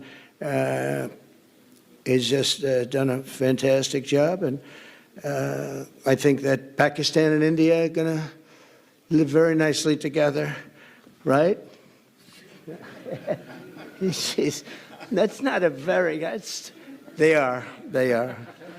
And they're two great, I tell you, leaders, great leaders as far as I'm concerned. Indonesia, we covered, and I just want to say that that's a big country, a powerful country. It does unbelievably well, and it's great to have you. Iraq, we have Iraq with lots of oil. They have so much oil, they don't know what to do with it. That's a big problem when you have so much, you have no idea what to do with it. So thank you very much thank you very much. Italy, we have a woman, a young woman who's, I'm not allowed to say it because usually it's the end of your political career if you say it. She's a beautiful young woman. Now, if you use the word beautiful in the United States about a woman, that's the end of your political career, but I'll take my chances. Where is she? There she is. You don't mind being called beautiful, right? Because you are. Thank you very much for coming. We appreciate it. She wanted to be here, and she's incredible, and they really respect her in Italy. She's a very successful politician. We have Norway. Oh, Norway. Norway. What happened, Norway? What happened? Where's Norway? Where is he? We have Johnny. We're going to the World Cup. I can tell you that. Where's Norway? I don't think he wants to stand. Oh, he's back there. Well, we have Norway. Oman, again. We have Paraguay. We have really fantastic representative from Saudi Arabia. Thank you very much. I'll tell you what, and this time we'll get you the best seat. He always gets the best seat. He deserves the best seat. But what a great place it is. Spain. Where's Spain? Are you guys working on him with respect to the GDP? We'll get close. We'll get close. But fantastic job you're doing. And UAE, which is great. United Kingdom. Where's United Kingdom? Where's my friend? Where am I? Is everything going good? Very good. That's very nice that you're here. These people all came in like 20-minute notice. And I think it's fantastic. And we have so many others, and just so many others. And it's such a compliment to what we're doing, because what we've done is something very unique and very special. So it's perhaps the wealthiest and most powerful group of nations ever assembled at one time, which is a big thing. We have achieved together in recent days a change that really is historic, and it's going to be remembered forever. And I want to thank the American team for their amazing work, and I want to thank, I think he'll go down as the greatest Secretary of State in the history of our country. I really believe that, Marco, or I wouldn't say it. Marco Rubio, I wouldn't say it. Maybe I would. You're doing a great job. I'll tell you, he's on course to do it. We've done a lot of work in 9 months. We've done a lot of work. I say that, 1 year ago, a little more, but 1 year ago, America, the United States of America was was a dead country. The king told me, and I use that, he said, sir, 1 year ago it was a dead country. Today you have the hottest country anywhere in the world, and it is. It's the hottest country. So many investors are here. We have over $17 trillion being invested in the United States, which is a record that nobody has ever beaten. I don't think anybody will. And we still have 4 months to go before it's a year. So in 8 months, we have over $17 trillion. We're actually very close to $18 trillion. There's never been, as an example, the previous administration had less than $1 trillion over 4 years. We have, we're close to breaking $18 trillion in 8 months. That's pretty amazing. No country's ever done that. I want to also thank Special Envoy Steve Witkoff and my son-in-law and a great guy, Jared Kushner. And I even have my daughter here, Ivanka. Ivanka, please stand up. Ivanka's here. Wow. Thank you. Thank you, Ivanka. We have a great team, and we have, as you know, General Raisin Kane, we have John Radcliffe, we have Tom Barrack, we have really a lot of good talent. We have Pete Hegseth, who's now Department of War as opposed to Department of Defense. We made a little change. Somehow I like the name better, so do you, so do a lot of people. But the momentous breakthrough that we're here to celebrate tonight is more than the end of the war in Gaza. It's with God's help. It'll be the new beginning for an entire beautiful Middle East. From this moment forward, we can build a region that's strong and stable and prosperous and united in rejecting the path of terror once and for all. We want to get rid of the terror and get on to other things. There are many other things in life that are so good. The final sprint to this deal began less than 3 weeks ago on the sidelines of the United Nations in New York. I met with many of the people in this room, and it all just started coming together. I've known so many of you for so long. You're friends of mine. You're great people. I have a couple I don't like in particular, but I won't tell you who. I have actually a few of them I don't like at all, but you'll never find out who they are. Well, maybe you will, come to think of it.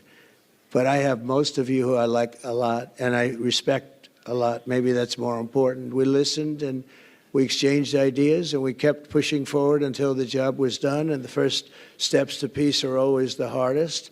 And today we've taken them and we've put them all together, and we've come up with this beautiful mix like nobody thought was possible. And as you know, I've just come from Israel. It was an amazing day to watch the hostages come in and to watch all of the other things and do all of the other things that we did. And like all of us here this evening, the Israeli people are overjoyed that the war has ended. Many of you have had dancing in the streets. They had dancing in the streets. And they've been dancing for weeks now once they heard about this and they heard that it was even a possibility. They're elated at the arrival of the hostages and excited to begin this new chapter for the entire region, and it's going to be that. And they are going to be great partners, and I hope everybody's going to join the Abraham Accord. I like to say the Avraham. I love Avraham, but somehow it doesn't sound as good when I say it as it does when some of my other friends say it who are from the region. But we're going to get a lot of people joining the Abraham Accords. We have the 4 great nations that did it early on, and they stayed with it. And then you had the Biden administration, which is the worst administration in the history of our country, and obviously they did nothing on that and anything else. And so it stayed at 4, and now a lot of people, even today, they're talking about all joining up. So many people have talked to me about that, and it's going to be a great tribute to really the United States. I mean, the United States has worked very hard in the Middle East, so it would be a tribute to us and to Jared and to Steve and to all of the people, Marco, all of the people that have worked so hard on that. And it really is going to bring, it's going to guarantee that it all stays together. You're going to do well, because the 4 nations do very well. I mean, they do extremely, they're wealthy, but they're a lot wealthier because of it. So I hope everybody's now joining up. Now we have no excuses. We don't have a Gaza, and we don't have an Iran as an excuse. That was a good excuse, but we don't have that anymore. All the momentum now is toward a great, glorious, and lasting peace.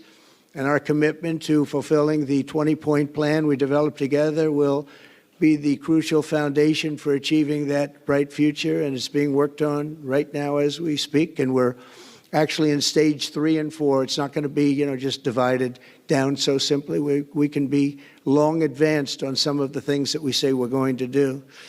We can take them out of order in a positive way. And we've shown how it can be done with responsible nations like the people in this room, these incredible people in this room, setting aside their differences, seeking common ground, and pursuing a better world for all of us.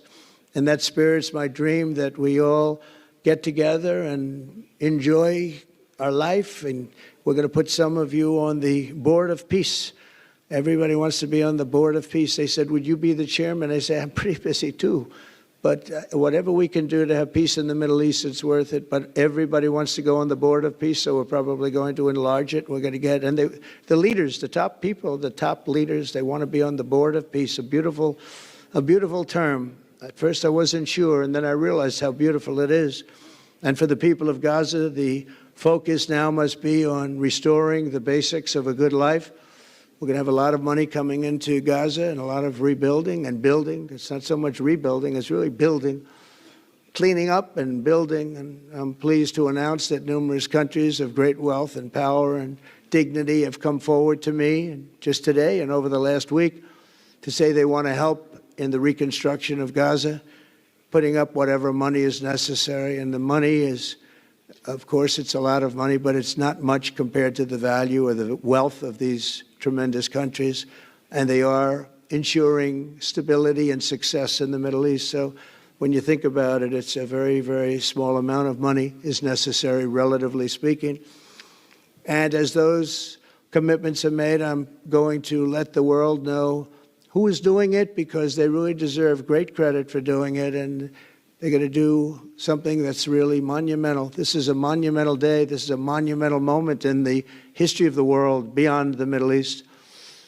We've all agreed that supporting Gaza must be done to lift up the people themselves, but we don't want to fund anything having to do with bloodshed, hatred, or terror, as has happened in the past. And for the same reason, we're also agreed that Gaza's reconstruction requires that it be demilitarized and that a new, honest civilian police force must be allowed to create a safe condition for the people in Gaza. As I said earlier, I intend to be a partner in securing a better future. We're going to be working, you're going to be working with the United States, and we're going to make sure that the Middle East is going to be a safe and secure place. It's a very important place in the world. Means so much. There were so many people who said the Middle East, and this has been going for many, many decades. I've read it many times, that World War III will begin in the Middle East. It's not going to happen. That's not going to happen. There was a time that you would have thought it could have, but it's not going to happen. There won't be World War III, hopefully at all, but it's not going to start in the Middle East. We're not going to have a World War III if we're smart. There'll never be a World War III. Our work begins right here and right now. From ancient times, this region has been extraordinarily mixed with respect to people, culture, religions, all of the different elements of national characters, unlike maybe anywhere else on earth. And for 3,000 years, there's been conflict. For whatever reason, there's been tremendous conflict, always conflict. But today, for the first time anyone can remember, we have a once-in-a-lifetime chance to put the old feuds and bitter hatreds behind us. And that's why so many people in this room, they didn't get along. Some did, some didn't, but they're getting along now. This has brought the people together. This is the first time the Middle East crisis has brought people together as opposed to driving them apart. And to declare that our future will not be ruled by the fights of the generations past, which is foolish. So together, let us continue in the spirit of cooperation and goodwill that has finally brought us to this incredible, historic breakthrough.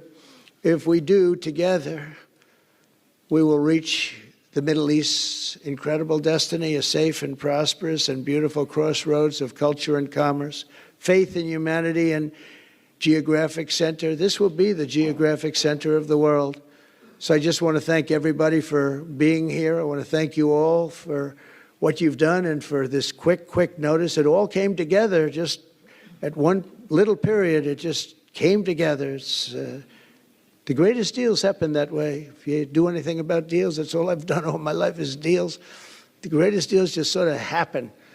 And that's what happened right here. And maybe this is going to be the greatest deal of them all, not just nation building, not just having to do with this or the political whims. This will be maybe the greatest deal of them all, period. And I want to thank all of you and all of these great nations and this region for what it's gone through and all of the fights it's had, or life over death and hope over strife and harmony over hatred. That's what we want. We want it to be that way because together we're going to forge a magnificent, great, and enduring peace. I want to just end by saying God bless you all. God bless the Middle East. God bless your countries. And God bless you. Thank you very much, everybody. Thank you. Thank you very much. Thank you.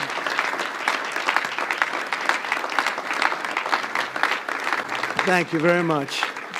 So if we could ask the media to leave, and we're going to have a little conversation with all of these great leaders, which will take 5 minutes, and we'll just talk for a couple of minutes. But if we could ask the media to leave, would be great. Thank you very much. Thank you.